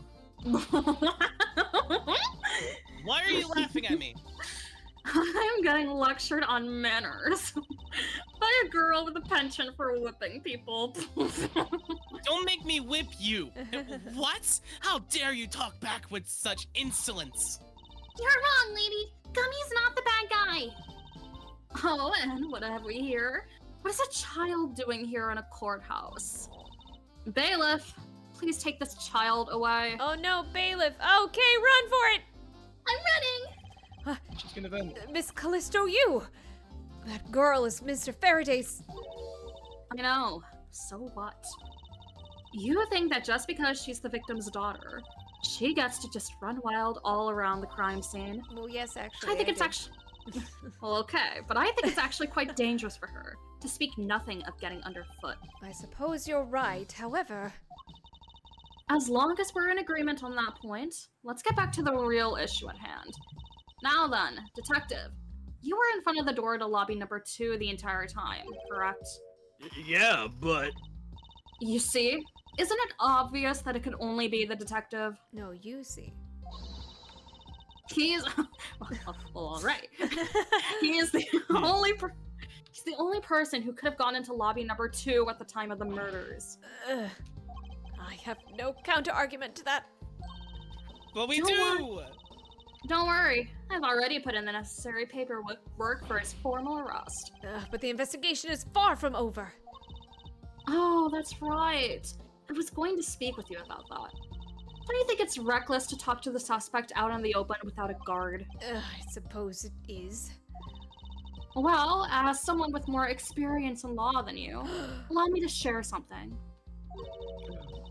Always keep a good eye on a criminal, or you may regret what comes of your negligence. Ooh. Ooh, Miles, I can't believe you're letting this woman lecture you like this. This is unforgivable as a disciple of Von Karma. Down, Tigress! Now then, I'll be looking forward to the results of your investigation. Oh, fine. Sashay away. So, we're back to square one. Actually, this is our last chance. I can tell that if we fail to solve this case, Detective Gumshoe will be formally charged under all of the circumstantial evidence. This investigation is not over yet. There's still one location we have yet to inspect. It's where Detective Bad and Miss Yu were at the time of the crime. Lobby number 1. Woohoo! All right. I think this is a perfect time to call it a night.